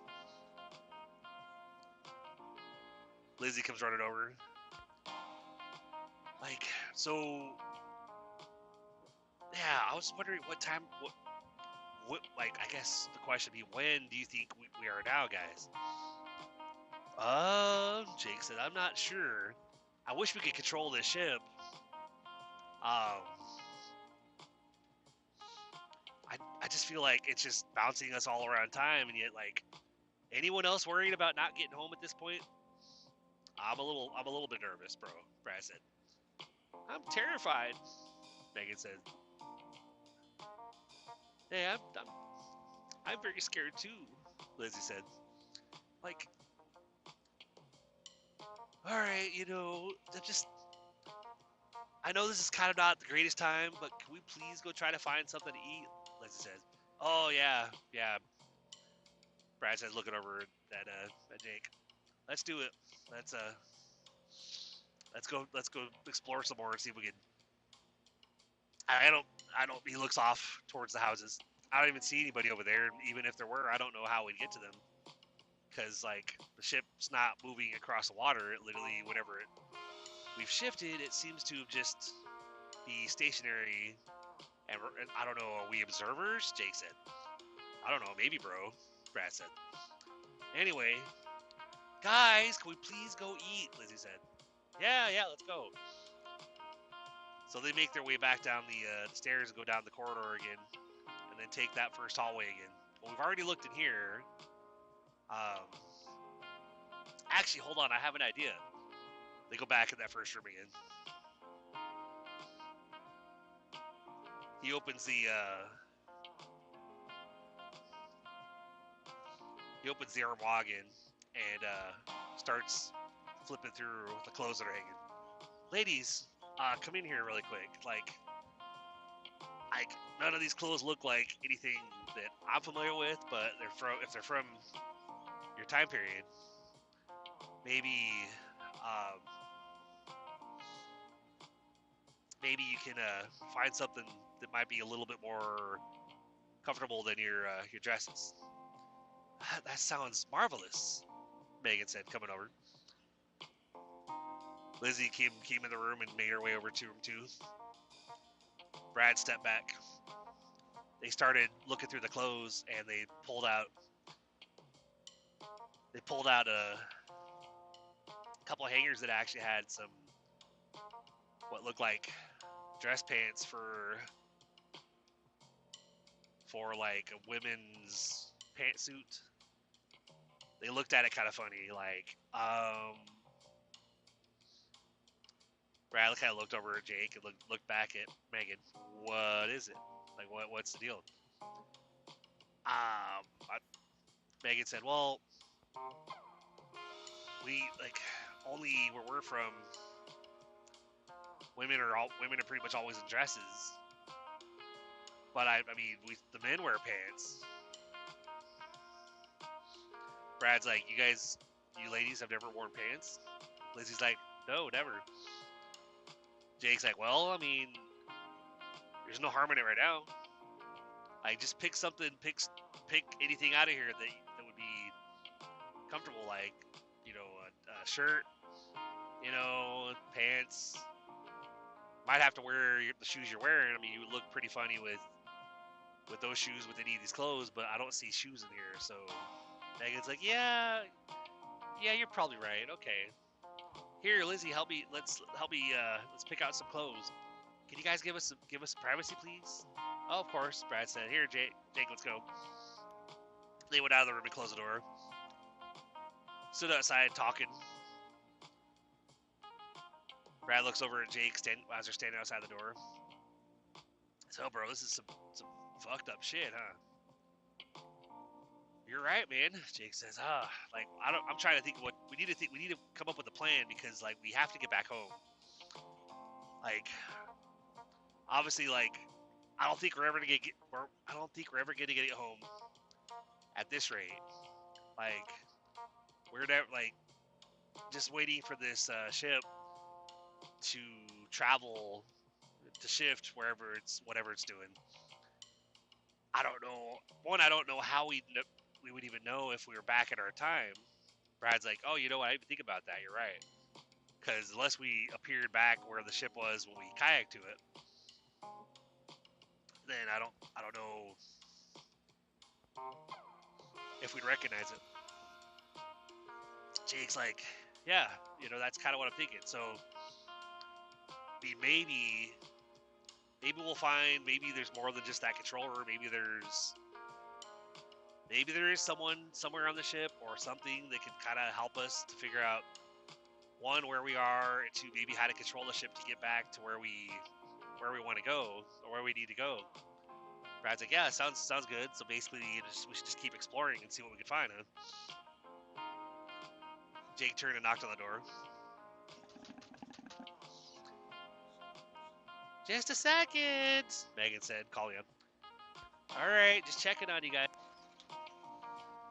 All right, you can come in. Lizzie hollers out. Jake and Brad open the door and come in. You guys all set up? You guys all ready to go? Oh, wow. Brad says. What? Megan says, looking over at her. You ladies look amazing. Yeah, truly, Jake says. Really? Megan says, looking at the pants and the shirt she put on, and looking over at Lizzie. You really think so? Yeah, totally. Jake says. This feels really weird. Lizzie said. Man, wearing pants. It's just Brad kind of laughs. It's okay. You don't. I know putting it into words is probably difficult. Lizzie's like, yeah, you got that right. So what's the plan? Megan says. Jake looks over at Brad, then back at Megan again. Well, we were thinking, like obviously food first, right? Well, yeah, Megan said. Okay, so food first, wherever the hell that is. Brad says. Well, of course, Jake. Of course, Jake says. You know, since we have no idea where anything is on the ship, we've only explored a little bit. But so anyway, food first, and then Brad and I were thinking. Obviously, we should just because obviously our goal is to get back home, and so we should explore the ship and see what we could find.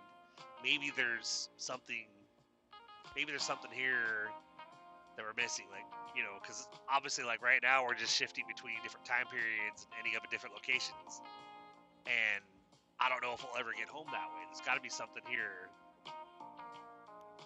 that you know, we could use something, like, unless we're just stuck on the ship forever and we're just bouncing around between different time periods. I don't know about you guys, but that just sounds like hell. Brad said, chiming in. Exactly, Jake said. So, like, since you ladies are all changed out, why don't we go try first? Let's go try to find where the kitchen is or whatever. See if we can find some food. See what the food situation on the ship even is, because hopefully, if we're bouncing around for a while, I worry about us starving too. And Megan gasped. I don't want to starve, Lizzie said. So relax, girls, relax. Jake said. It'll be fine. That's why I said that let's take it one problem at a time. And you know, first we'll go find the kitchen first, see what the food situation is, see if we at least have enough food. Obviously, like, there's places to sleep, there's bathrooms in here, whatever. But we'll go find the food situation, and then we'll start exploring and see if we can find if there's something on the ship that'll help us. Maybe there's a way to control the ship so we can try to get back to our own time. That sounds like a good idea, Megan said. Yeah, bro, that's pretty good. All right, you know, Jake said. So let's. So you guys have, like, I almost asked you guys if you have everything you need, but obviously you just had you didn't have any purses or whatever with you. You were just literally in the water with your in your dresses or whatever. So yeah, pretty much, Megan said. So let's go, guys. Let's go. So they all left the room, started to walk down the hallway and check out other rooms on the way. Just a bedroom right here, looks like, Brad said. Yeah, over here, another bedroom too, Jake said. Hey, guys, I think I found the kitchen, Megan hollered a little further down the hallway. Oh, sweet, Jake said. They get down there and come into this door. Very ornate, solid oak. Lots of fancy designs on it, similar to the control room. They go inside, and literally there's, like, some fancy tables, a counter, and everything is covered with fancy tablecloths. There's flowers on the tables, placemats set up, multiple sets of silverware. Jake walks over to one of the tables and goes, is there a reason why there's 5 forks on this table, on this placemat? Because what the hell? Like, how many fucking forks does one need? Megan laughed and looked over at Lindsay. He's so funny. Jake looks over at Brad and goes, "Why are we funny?" Lizzie chuckles. "Because, sweetie, you haven't. Like, where you guys are from, do you guys not have, like, I guess you guys don't have, like, proper eating etiquette or whatever?" Jake laughs and goes, "What the hell are you talking about?" Megan laughs and looks over at Lizzie, and then looks back at Jake. Well, boys, like, for proper etiquette, you start on the outside, work your way in, and you, like, start with, like, salad forks, and you dessert forks, main course forks. It's a whole thing. Brad looks over at Jake and looks back at Megan and goes, "Versus, you mean like a partial thing?" And chuckles, and of course Jake walks over to Brad and they fist bump. Megan and Lizzie look at each other, kind of dumbfounded, and they look back at Jake and Brad, and they both are like, What are you guys looking at us like that for?" Megan and Lizzie look at each other again and look back at Jake and Brad, and they kind of grin. They're like, y'all are silly. Like, you boys are, I don't even have words for you guys. "Well, we're just totally giving you crap," Jake says. "I'm sorry." So basically, start on the outside, work your way in. Okay, I got it. But okay, well, we apparently have plenty of silverware. Let's check the actual kitchen, see what we have. They go back in the kitchen, and they start looking around. On the counter, they can see they have a couple of teapots. Oh my goodness! What? Jake said. "Tea," Megan said. "Lizzie, look!" "Oh dear!" Running over excited. Megan touched the teapot. "Oh my gosh!" "Oh my lord!" Lizzie said. "What is it?" Jake said. "It's hot." "What do you mean it's hot?" Brad said, coming over. "Holy shit, bro, she's right. This teapot is hot." "How is that possible?" Jake said. "I don't fucking know." "Oh my gosh," Lizzie said. "Crumpets!" "Are you shitting me?" Jake said. "Yeah, crumpets over here. And then we have biscuits over here, and there's jam, and oh my, huh?" Jake said. "It almost feels like the ship back from your period has stuff from your period as well. That's what it looks like, or at least from our period and from our part of the world." Huh. So that's interesting.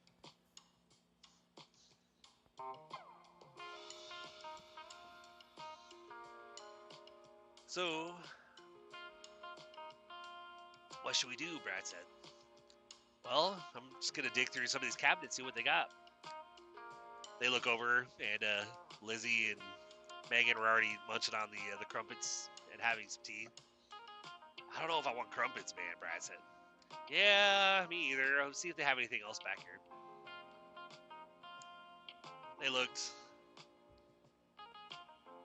in, a couple areas of the kitchen, and they found.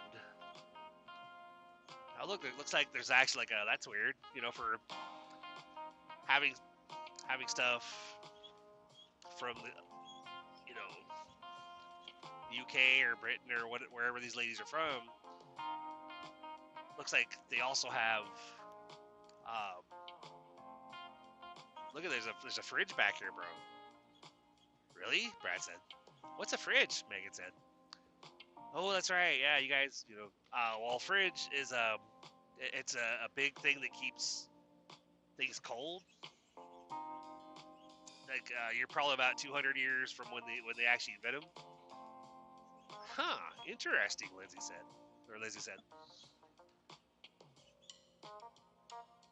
Jake opened the fridge. It's like, holy shit, bro! There's some burgers in here, man. Like, I wonder. He looks around and some. Oh, like, are you fucking shitting me? Jake says, what? Brad says, there's a fucking microwave back here, man. A micro what? Lizzie says, a microwave. Never mind. It's another thing that'll be invented in the future that you know you guys won't know about for a while, but basically you heat up food. Heat up food. Okay. That's weird. Megan said. See, watch. Grabs one of the burgers out of the fridge. Let's see. Jake starts looking at one of the cabinets. Oh yeah, yep. Look at that. They, for having some modern food, they also have paper plates up here. Paper plates? Megan says. Brad kind of laughs. Just don't worry about it. Just don't worry about it. Megan and Lizzie both look at each other and like, okay, they keep eating their crumpets and drinking their tea. So Jake puts he's like, you want a burger, bro? The hell yeah, man, I'm starving. Jake puts the burgers on a plate, pops them in the microwave, and hits a button. It's like 60 seconds ought to do it. Megan and Lizzie come over with their crumpets and kind of stare at the microwave as the timer ticks down. That's interesting, Megan says. Lizzie's like, truly. I've never seen anything like that. Jake's like, and you probably never will after we get us all home because, it won't be invented for about 200 years. Brad's like, bro, hold on a second. How the hell is there a microwave on here? And clothes from their time period. And, the ship, obviously, being from that time period. But yet, there's some of the newer stuff, like a microwave and, a fridge. I have no idea, Jake said. Ding! Oh, cool, they're done, man. Here. Pulled the burgers out of the microwave, handed Brad his burger. Lizzie and Megan just kind of like kept eating their crumpets, but stared at them wide-eyed as they pulled the burger out. There's like, Megan walks over, tries to put a hand on the burger to feel it. Jake kind of slaps her hand away. What are you doing? I was just trying to, I don't know. Did it really come out of that box hot? Yeah. But don't touch my food, man. Okay, sorry, Megan said, going back to where Lizzie was standing. Oh my god, this is fucking delicious, bro, Brad said. Oh my god, this is hitting the spot, Jake said, wolfing down the burger. Looks back at the fridge. Oh, hey, do you ladies have canned beverages in your time period? Canned beverages? I don't think so. We have bottles. Like, we have glass bottles, with some drinks or whatever. Well, they got those too. Here, I don't know what this is. Like a brown beverage bottle. As best I can describe it. Doesn't have any labels on it, but here you go. Okay. Helped her pop the top off it, whatever. She takes a sip. Wow, that's actually really good. Kind of bubbly. I don't think I've ever tasted anything like it. You want one, Lizzie? Yeah, please. Brad walks over and hands her one too. Oh my god, that's delicious. I don't think we have anything like this. Like, we have bottle stuff, but I don't think we have anything that tastes like this.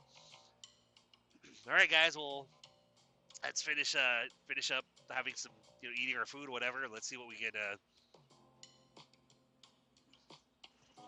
Let's see what we can find. So they finish their food,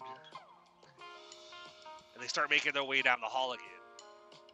And they hear a buzzing sound coming from down the hall. What the hell is that? Jake said. I don't know, Brad said. Lizzie and Megan just kind of looked at them and shrugged. Well, let's go check it out. All right, sounds like a plan, Brad said. Let's go. So they go down the hall, and they realize it's down another flight of stairs. So they go down there following the sound. As they get closer, all they keep hearing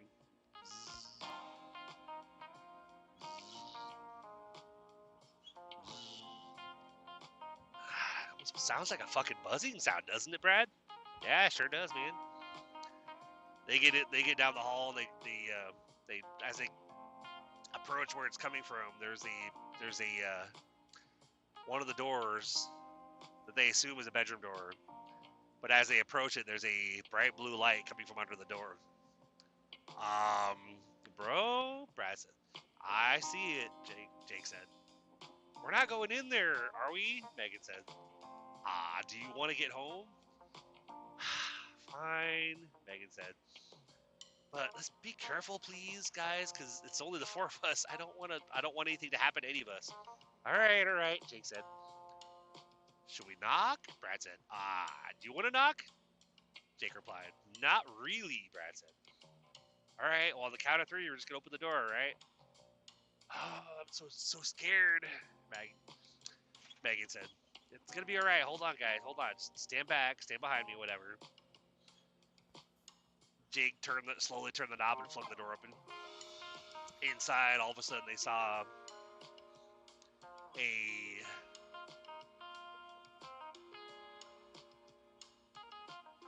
bright blue glowing figure in the middle of the room. The figure looked very much like a human, but its features were a little bit off. Ears were a little bit bigger, nose were a little bit too big, had long hair, and looked like it was wearing goggles. Brad and Jake both kind of looked at each other. And then they looked over at Megan and Lizzie. And they, without saying anything, they kind of turned back towards the figure in the room. And stepped a couple steps into the room. As they got somewhat closer to the figure in the room, all of a sudden the figure, having just been standing there looking off to the side and not actually doing anything, all of a sudden snapped to attention and looked at them. All four of the companions froze. Welcome aboard, the figure said. My name is Al. I am your host here on this amazing vessel. I'm so glad you four found your way down here to me. Brad said. Hey, Al, Jake said. Megan said, looking over at Lizzie, they're looking back at the figure. Don't be afraid, Al said. I am not from either of your time periods. Neither is this vessel. Yeah, we kind of figured, Jake said. Now, can you tell us how to get home? Absolutely.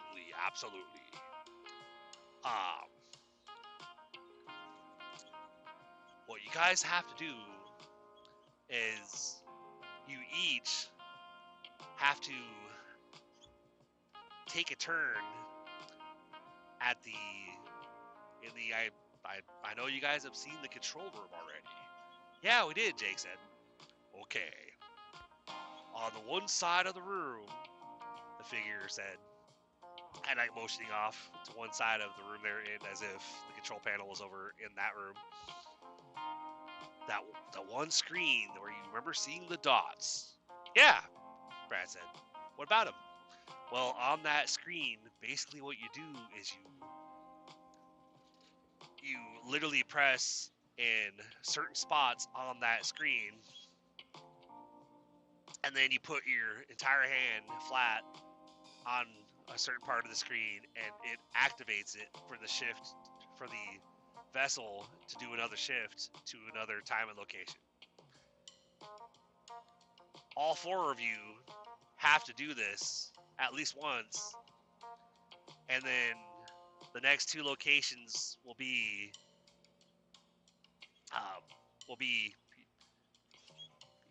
the time periods and locations where each of you came from. Oh, okay, Brad said. So we've already shifted a few times. Those don't count, I guess, right? That is correct, sir. That is correct, Al says. So aside from that, it's very simple. Basically, what this vessel is it just literally travels from different points in time and space to different points in time and space. As you guys have seen, it flies as well, or or not really flies, but can be on the water or in the air. But in order for you guys to go home, anybody that we've ever picked up, we take them around the universe, around the different time frames, and they only go home once they found their way down to me, and I'm able to give them the instructions I'm giving you now. Oh, okay, Brad says, looking over at Jake. And so that's all we have to do. So we go up there and we each take turns. Like, can you show us how we do what you just described on the screen upstairs? Absolutely, Al said. Turns and he motions with his hands, and all of a sudden, a digital image of what looks like the panel shows up in front of him. Holy shit, Jake says, jumping back. Whoa, Brad says, kind of like taking a few steps back. Oh my gosh, Megan says, as she stumbles backwards a little bit. Relax, everybody. Have no fear, have no fear. It's totally safe. Nothing on this ship will harm you. Okay, Megan says, stepping back closer to Alwyn. So, observe. And he goes over to hovers over to the screen. Appeared to hover over to the screen because they didn't see his legs move. He just kind of glided that direction. And he takes his hands and he presses in the left corner, presses in the bottom left corner, presses a little spot in the middle of the screen, and then he takes his whole right hand and he places it over the spot where the big circle with the 4 dots are. Did you guys see that? Do I need to repeat that? Al says. I think I got it, Jake says. Brad looks over. Yeah, are you sure, man? Because I don't like. Okay, well maybe show us again, Jake says. Okay, very well. Touches the left corner, touches the bottom corner, touches in the middle of the screen, and then puts his right hand on the spot where the big circle with the little dots are. Okay, I think I understand. Jake says. I think I got it. Did you ladies see that? Yeah, I think I'm good. Like we saw it the first time. Megan says. Well, I mean, we're not quite as smart as you guys, obviously. Brad says. Well, duh. Obviously, you got your boys. Lizzie says. She looks over and grinned at Brad and Jake as they're just like staring at them with their mouths hanging open. Wow. Okay, you guys really are chicks. You guys really are. Ladies, aren't you? Better than us, I guess. No, we're not. We're just giving you a hard time. Megan says. All right. So, sir, do we have to do anything else, or is that it? Nope. My dear fellows, that is all you have to do. You just do what I just showed you there, and after each one of you does it, you'll travel to a new location. Obviously go outside, explore if you want to, but otherwise, simply come back in here in the control room, and the next person does their thing. You go to a new location, and then after all 4 of you do it, then there will be the ship will automatically go to one of your locations first, and then once first 2 are dropped off, then it will automatically go to the second location and return the other 2 home as well. Huh, okay, Jake said. Well, thank you, sir. Yeah, thank you, Megan says. Thanks so much, Lizzie says. Yep, we appreciate it. All right, guys, let's go. Absolutely, Al says. So, remember, if you need any more help, come back down here, and I'll do what I can to answer you. Well, I'm kind of curious, Jake says. Yes, what's up? Like, what is your question, son? Like, why are you stuck to this room, or are you able to go throughout the ship? No, this is basically where this is my, you could say, my home base, kind of. I don't go anywhere else in the ship. I'm literally right here, and anybody that needs my assistance, they come to me. Oh, okay, Jake says. That makes sense. All right, well, thank you, Al. You're very welcome. Bye. Megan and Lizzie say as they exit out of the room.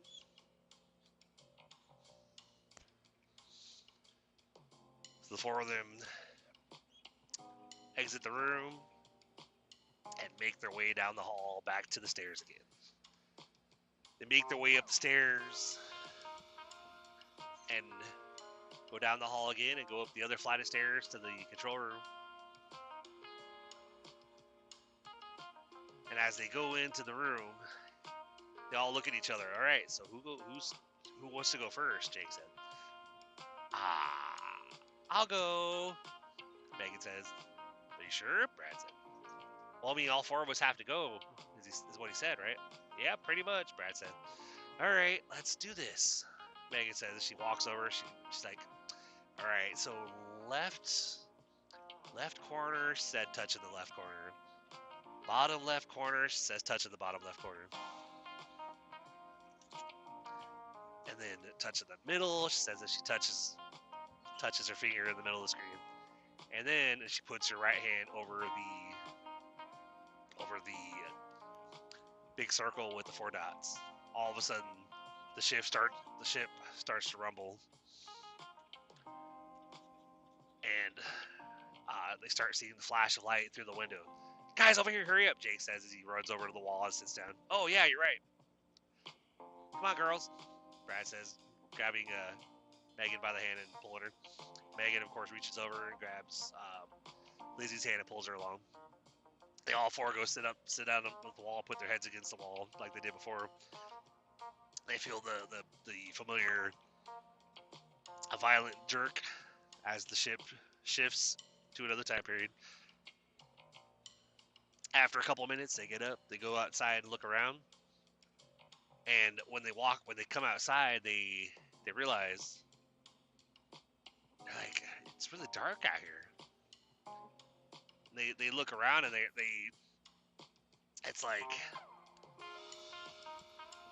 Brad and Jake look at each other and they look around. They're like, I don't know if I'm seeing what I think I'm seeing. What do you mean, bro? Brad said. Well, these look like stars, but how could I don't even know what.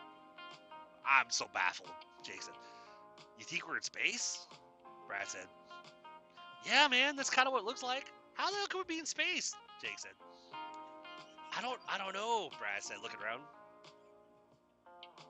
Lizzie and Megan both look at each other and they look back at them like, what are you boys talking about? It's really pretty up here. Don't you girls understand? Like, I think we're up in space, but how is that possible? Like, we shouldn't be able to breathe out here. I don't know, maybe the ship, because of its magical properties or something, bro? Jake says, well, yeah, maybe you're right, Brad said.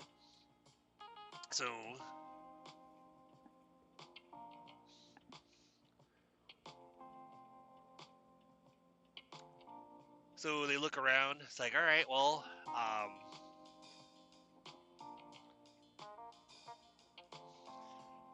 it's like, well, I don't know what else we could do right here. You guys ready to go do the next one? You know, like, quicker we get these done, the quicker we could all get home, right? Yeah, you're right. Megan said. Who wants to go next? Here, well, let's go back to the control room. Jake said as they took off back downstairs again. Coming in the control room, they looked at each other. It's like, all right, so You went last time, right, Megan? Yep, that was me. All right, so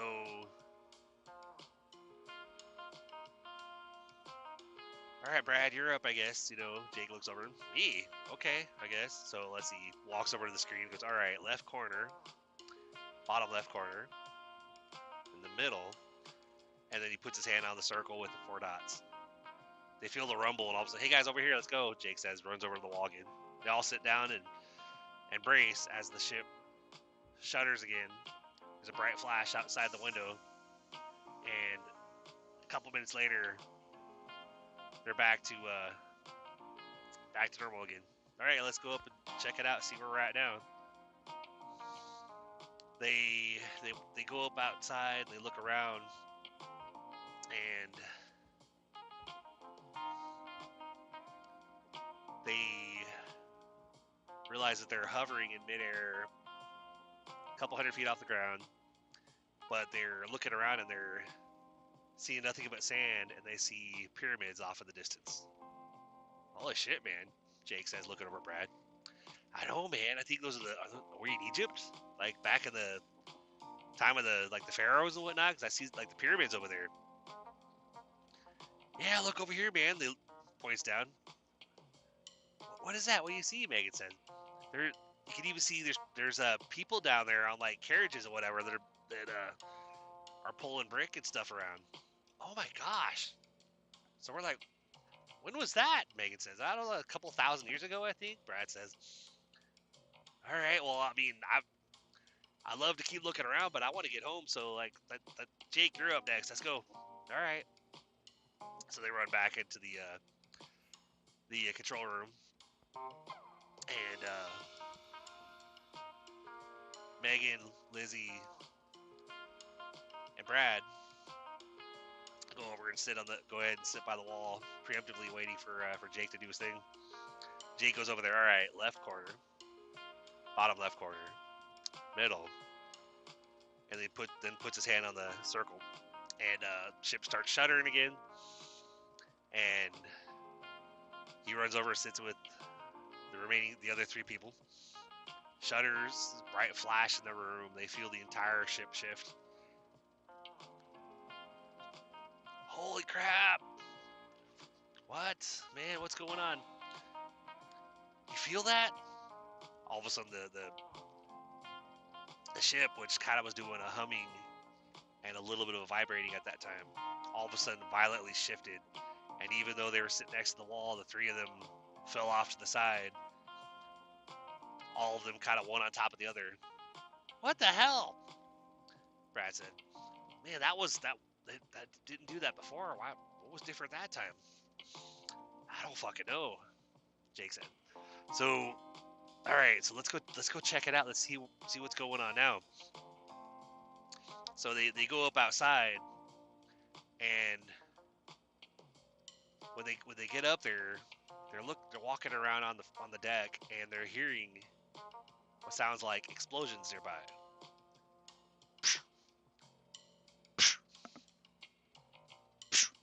Cling!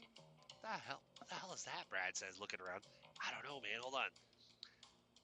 As they're they're walking towards the back, and all of a sudden they hear cling, and they see something ricochet off the side of the ship near them. They all duck down really quick. What the hell was that? They crawled over to the guardrail on the side of the ship, and they peeked over, and they saw a bunch of what looked to be soldiers in colonial dress, and soldiers in red coats firing back and forth, and they were hovering. The ship was hovering a couple hundred feet off the ground again, and as they heard another fire, and they felt something hit the ship. Who's firing at us? Brad said, looking around. They looked down to see a couple of the soldiers that, for whatever reason, were looking right up at them and were loading their muskets and firing up at them. Why are they shooting at us? Jake said. I don't know. Maybe they're scared, Brett. Jake said. So, all right, let's. All right, so Lizzie, you're the only one up that we have to do, right? You're the only one left that has to take a turn right before we can get home. Yeah, I think so. Lizzie said. Oh shit! They hit the ground again as another musket ball ricocheted off the side of the ship. All right, we gotta go because we're gonna get shot up here. They ran back downstairs. But before they did, Jake looked over the side and saw one of the soldiers turning the cannon towards their direction. All right, guys, we really have to go because they're gonna fucking shoot a cannon at us. All right. What's a cannon? Lizzie said. "It's like, I can't explain that to you right now. Like, I know you guys I know you should be familiar with cannons where you're from, but I don't know. But let's go. That's not gonna. I can't tell you that. I can't explain it to you right now. Okay. All right, sounds good." Megan said. Megan said. So they rush. They hurry back down the stairs. Go up the other flight of stairs. They go with go in the big fancy door again, and they get into the control room. And all right, Lizzie, you're up.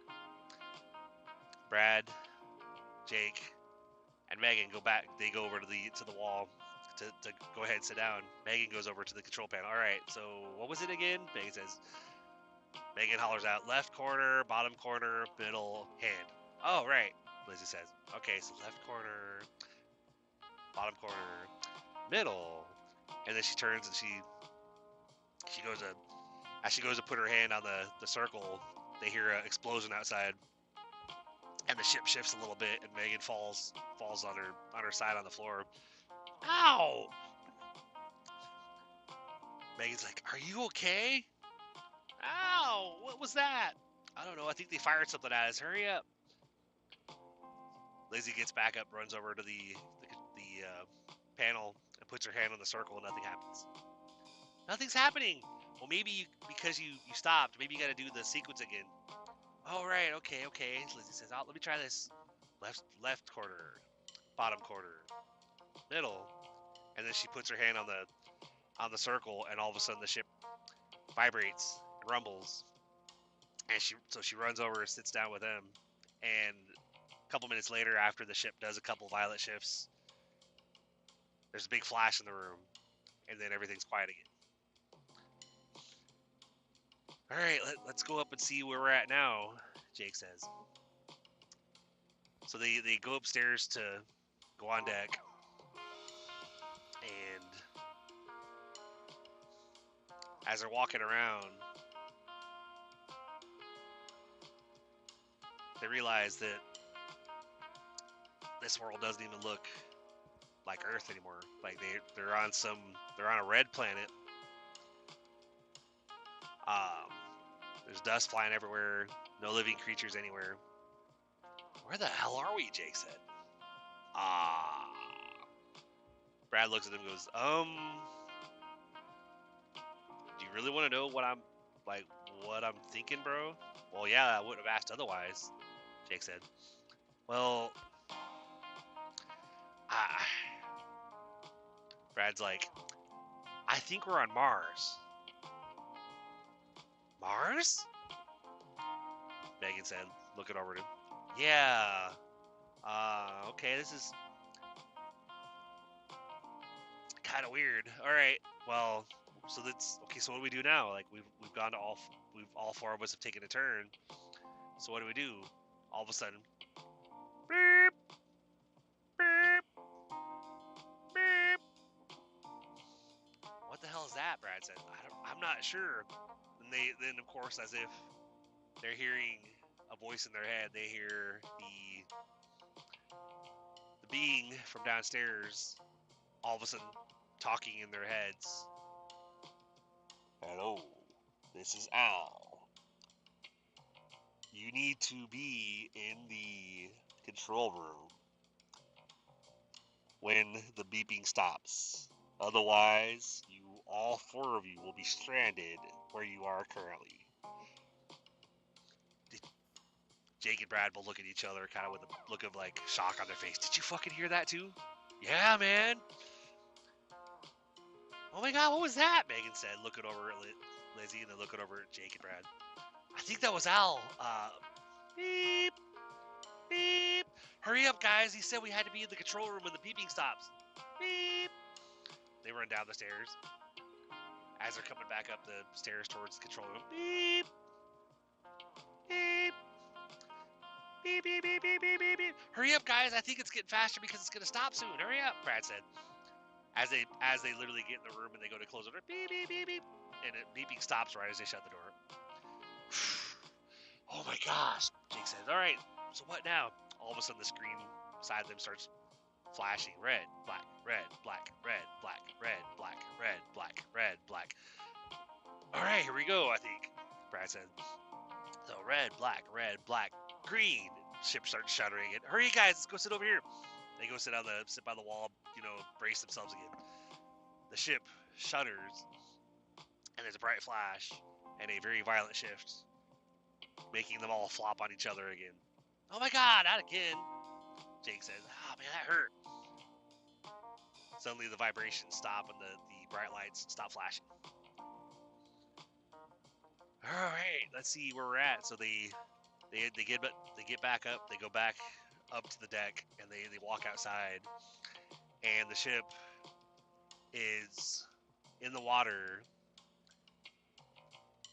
in the UK, just offshore from where Megan and Lizzie were eating crumpets and having tea. Oh my god, we're home, Lizzie said. Oh wow, but how do we get over there? They go over and they go look at where the rope ladder is, and they see that there is a little rowboat just beside the vessel, sitting right beside the rope, as if it was tied there, but yet it wasn't tied to anything. It was literally just sitting there. So they're like, okay, that's kind of weird, Brad says, but hey, you guys want to go home, so just be careful. Well, will we ever see you guys again? Lizzie says. I don't think so, Jake says. Yeah, unfortunately, I don't think so, Brad says, but it's been fun. We've never met anybody like you guys, and honestly, we're gonna remember this for the rest of our life. Man, I'm really gonna miss you, Megan says. What day is it even? I'm not sure, but wait a minute, bro. We have our phones on us. Have you even looked at your phone this whole time? What do you mean your phones? Megan says, looking over him. How do you have a phone on you? Those are way too big. How can you? And Brad pulls his cell phone out of his pocket. No, this is our phone. Megan incredulously looks at Brad, looks over at Lizzie, looks over at Jake, looks back at Brad, and her jaw drops. That's a phone. Yeah, Brad said, this is a phone. That's not a phone. Lizzie goes, yeah, that's totally not a phone. And Brad's like, no, seriously, it's a phone. But he powers up his phone, but of course it says no signal. And Jake kind of laughs, goes, well, I mean, that would make sense, because if we're in their time, they don't have cell phones back here, so we wouldn't have a signal. But it should still say the day on it, I would think. So Brad powers up his phone, and he looks at it and goes, well, what day was it when we rowed out to the ship, on that kayak? It was Tuesday. Bro, Brad says. Jake's like, what? Brad shows him his phone. He goes, are you shitting me? Lizzie's like, what? What are you guys talking about? Brad looks at his phone again and goes, it says today is Saturday. How are we gone for 4 days? What? 4 days? Well, I mean, now it's at least for us. You guys came on after we did, so maybe it's less for you guys, but yeah, so somehow we were gone for 4 days in all those places we went to. But anyway, we want to get home too, so why don't you guys go ahead and I mean, we're really gonna miss you guys. Beep. shit. Jake says, yeah, guys, go. You need to go. They gave each other hugs. Really don't want to say goodbye, Lizzie said. I know. I mean, just take care of yourselves, and have a good life. I wish we could say we'll come back and see you. Beep, beep. Lizzie and Megan hurried up, climbed down the rope ladder, and got to the rowboat and started rowing away from the ship. Beep, beep. Hurry up, man. We gotta go. Jake said, grabbing Brad by the shoulder and dragging him along. All right, I'm coming. Let's go. Beep, beep. They run down the stairs and they round the corner to go up the stairs. Beep, beep, beep, beep, beep, beep. Shit, man, hurry up. It's going to stop. Beep, beep, beep, beep, beep, beep, beep. As they shut the door, just as the last beep stops. Did we make it? Jake says. Oh, I think so, Brad says, but I don't know. Stood there for a few minutes, wondering what was going on, wondering if they made it in time or if they're going to be stuck in their time period. All of a sudden, the ship starts to shudder again, and the screen starts flashing. Red, black, red, black, red, black, red, black, red, black. Here we go, man, here we go. They go and sit down on the far wall, putting their knees up to their chest and their head against the wall to try to brace. Red, black, red, black, red, black, green. Big, bright flash in the room. Whole ship shudders. They feel a vibration, and they feel the very violent shift, which they again fall on each other. Ah, fuck, Jake says. I don't know, sorry, man. Brad says, pulling himself off. Ship shudders for a few more minutes, and a couple more bright flashes, and then everything goes quiet. You think we're back? Brad says, looking over at Jake. I don't know, man, I think. Let's go check. Let's go take a look. So they go back upstairs. They walk out on deck, and immediately right away they walk over to the railing, and they look out in the direction that they on the side of the ship that they came up on, and they can see the beach that they were throwing the football on earlier. Bro, you see what I'm seeing? Jake says. Holy crap, man! I think we're home.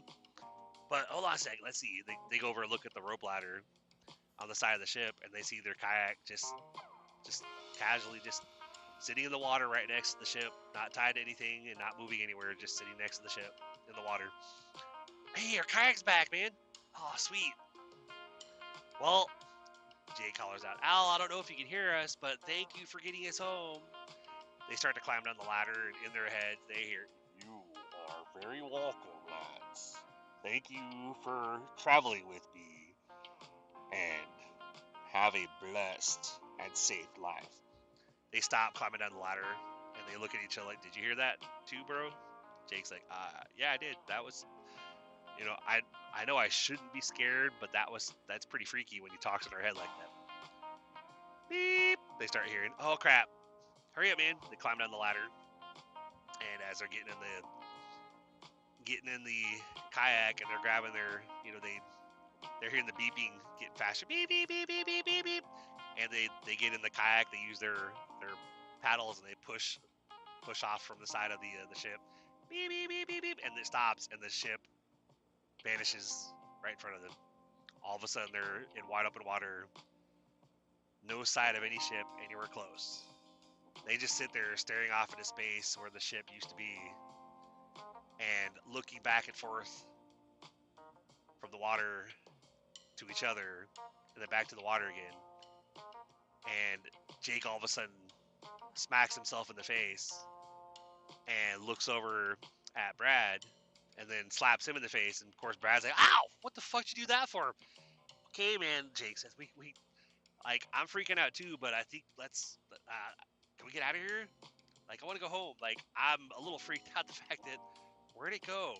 I don't know, Brad said. But yeah, you're right. Let's get the hell out of here, man. Let's get the hell out of here. So they turn the kayak around and paddle for the shore. They get to the beach. They pull their kayak onto the beach, and they walk back up the beach and kind of sit down on the beach and just stare off into the water again. And in their different times, Jake and Brad and Megan and Lizzie lived happy the rest of their lives, but still wondered what happened to the other two in their party. But from that day on, the Chronicles of the time ship and the mysterious vessel itself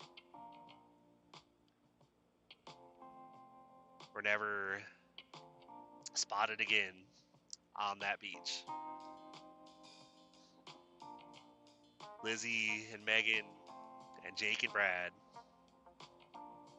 went back to their homes, and even though they tried to tell people what happened, tried to explain why they were gone for a couple of days, even though for them it felt like it was only half a day, nobody believed them. So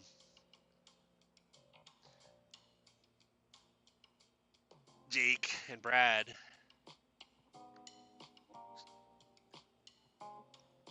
went to the library to research some stuff and actually ended up finding a book that was written when they're in the sci-fi section. And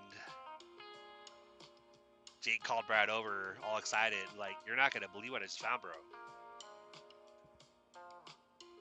He's like, "What?" So, he shows him. He's like, look at this book. And it literally says flying or traveling through time and space, lost and finding our way home. Chronicles of a Time Ship by Megan and Lizzie.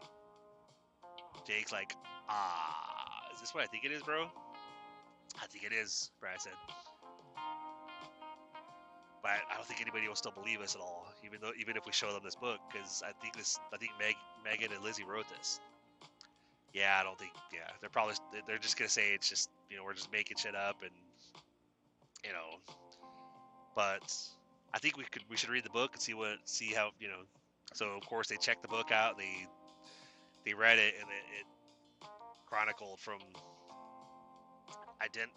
the exact events that happened from the moment they all got on the ship to the moment they all went home. Leaving out, of course, what happened when Jake and Brad went home, since Megan and Lizzie went home first. But as they're reading it, they're literally like awestruck about the detail that went into it and remembering the details themselves. They felt like they were able to still connect with Megan and Lizzie through the gap in the time period, even though Megan and Lizzie were long gone by that point. So, going back home and going about their lives, Jake and Brad kept checking out that book because it helped them to feel connected to Megan and Lizzie. But they went about their lives and eventually wrote a book themselves. But in the end, all four companions ended up living long and happy lives and never experienced any more mysterious events in their life again. The end.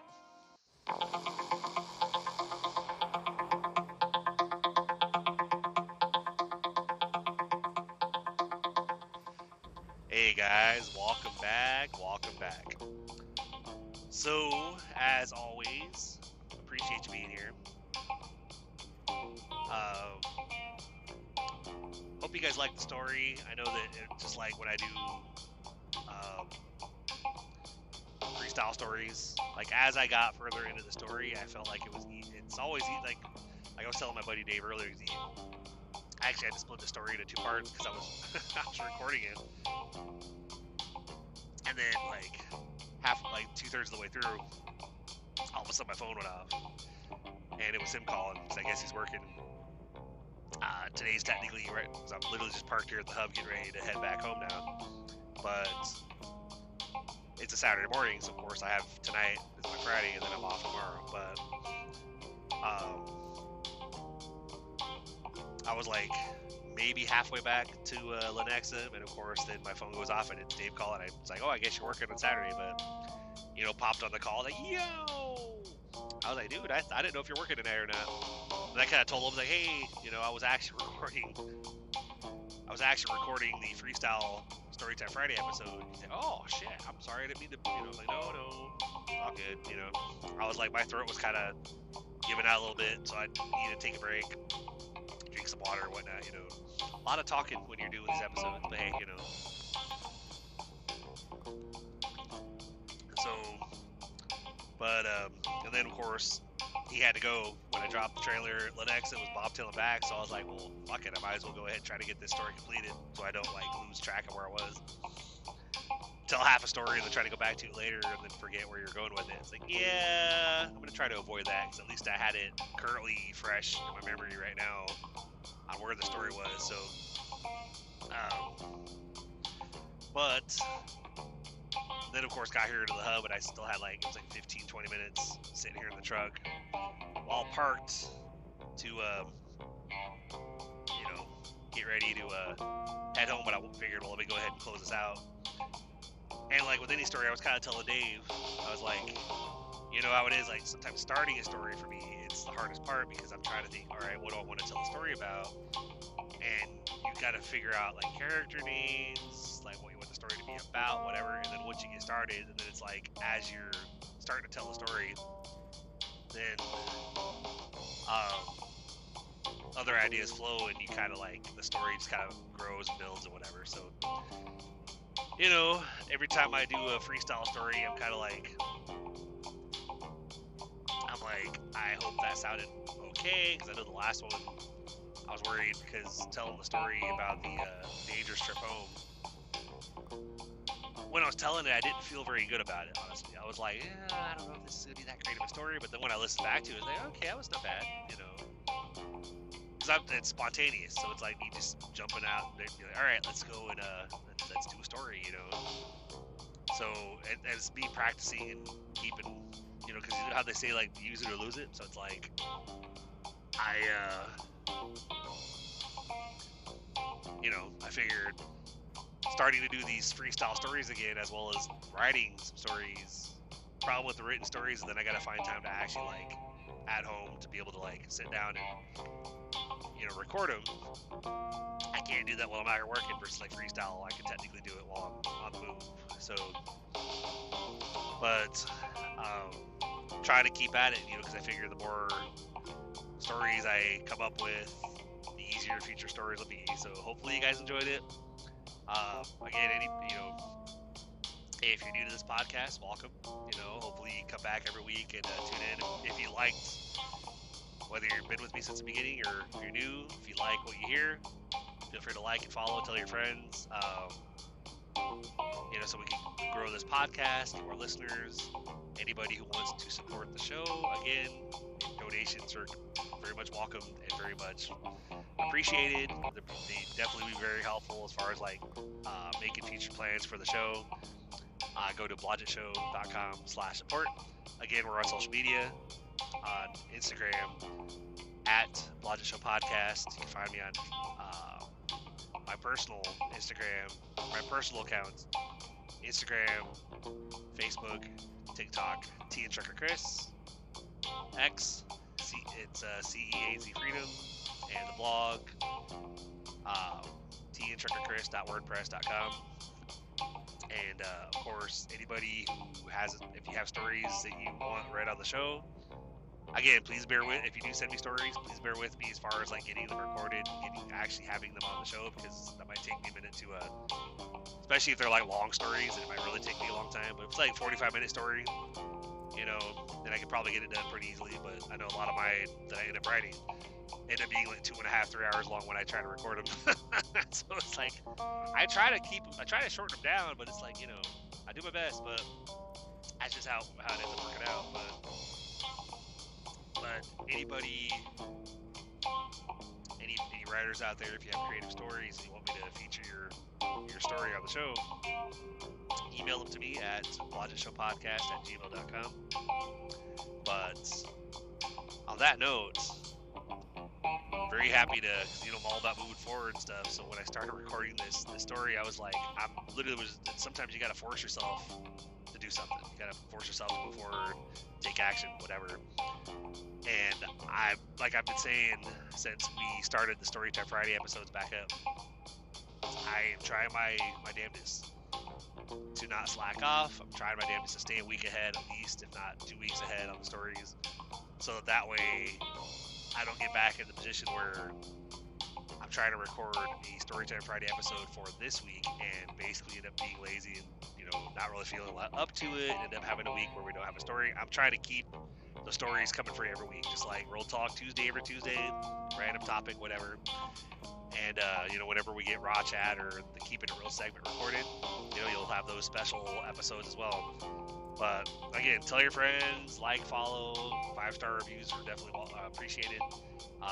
blodgettshow.com/support for any one-time or recurring donations. You guys can pick whatever, whether it's $1 or 5 or 10, 50, 100, whatever. Everything helps. It goes towards the maintenance cost of the show, as far as like the hosting. It'll go towards making other plans, like getting merch set up. I'll selling merch and whatever, getting a part of my the main website set up for that, so people can go and order stuff. It'll help towards getting some of the Storytime Friday volumes published, because I think I got a quote from one company that would help me with some of that stuff, because I have other books I've written as well that I've got to get published. But my priority would be stories from the Storytime Friday segment.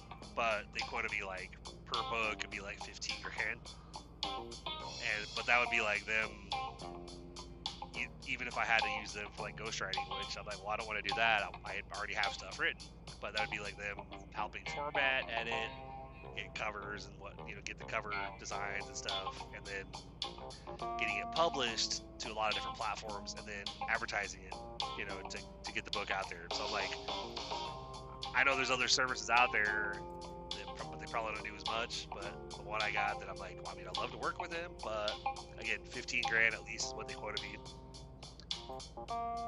I wish it was like a package deal where it's like 20 grand for like 3 books, because I can do volume 1, 2, and 3 all at once, but I'm sure I think it's 15 grand per one book. If anybody has any other, like if you published a book before and you have a better route that you could recommend as far as like getting stuff, formatted, edited, and, officially like out, getting it published and getting it out there for a lot cheaper, but still getting what you need, drop me an email, blodgettshowpodcast@gmail.com. Let me know. Would definitely love to hear from you. But on that note, you guys, you know what I always say, keep pushing forward, keep believing, believe you can, believe you will, and you're already halfway there, and then you just have to go out there and do it. We only fail if we quit, give up, and walk away. So as long as we continue getting back up, we continue making those efforts, we've never failed. We've only tried things that didn't work. It's like what they said with, I believe it was Thomas Edison with the light bulb.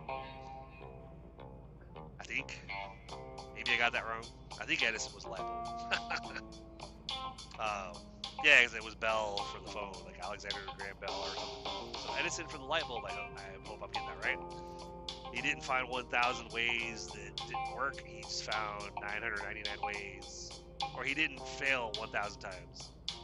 He found 1,000 ways that didn't work, and on the 1,001st attempt, he succeeded. So he hadn't failed. He just hadn't found all those ways that didn't work. So keep pushing forward and do what you gotta do. As long as it's like, I think it's Tony Robbins had made a comment on one of his podcasts or one of his shows or whatever, where it's like, if you're not growing, you're dying. If you're not moving forward, you're dying. So it's like, as long as you're, if your marriage isn't growing, if your health isn't growing, if your personal life, whatever, it's like, if you're not trying to always make things better, always make progress, then basically you're slowly, on your way out. So we gotta keep going after the things we want. We gotta keep trying for the things that we're after. So me coming on here every week and doing at least the Real Talk Tuesday and the Storytime Fridays, this is me trying to practice what I preach. Because I'm guilty of it too. Basically, just getting in a funk where, like, mentally, because we all have mental health issues. I get into a funk mentally where I literally am like, I don't want to do anything. I want to just sit around and do nothing. I want to enjoy my drinks. But then I'm like, but if I stop doing what I'm doing, then I'm going to have a hard time getting back at it again. So I am trying to keep at it, keep going. And any support anybody could provide, whether it's stories or it's financial donations on the site, would appreciate any and all assistance that you, my favorite listeners, could provide. But anyway, at the very least, come back on Tuesday when we have more episodes for you.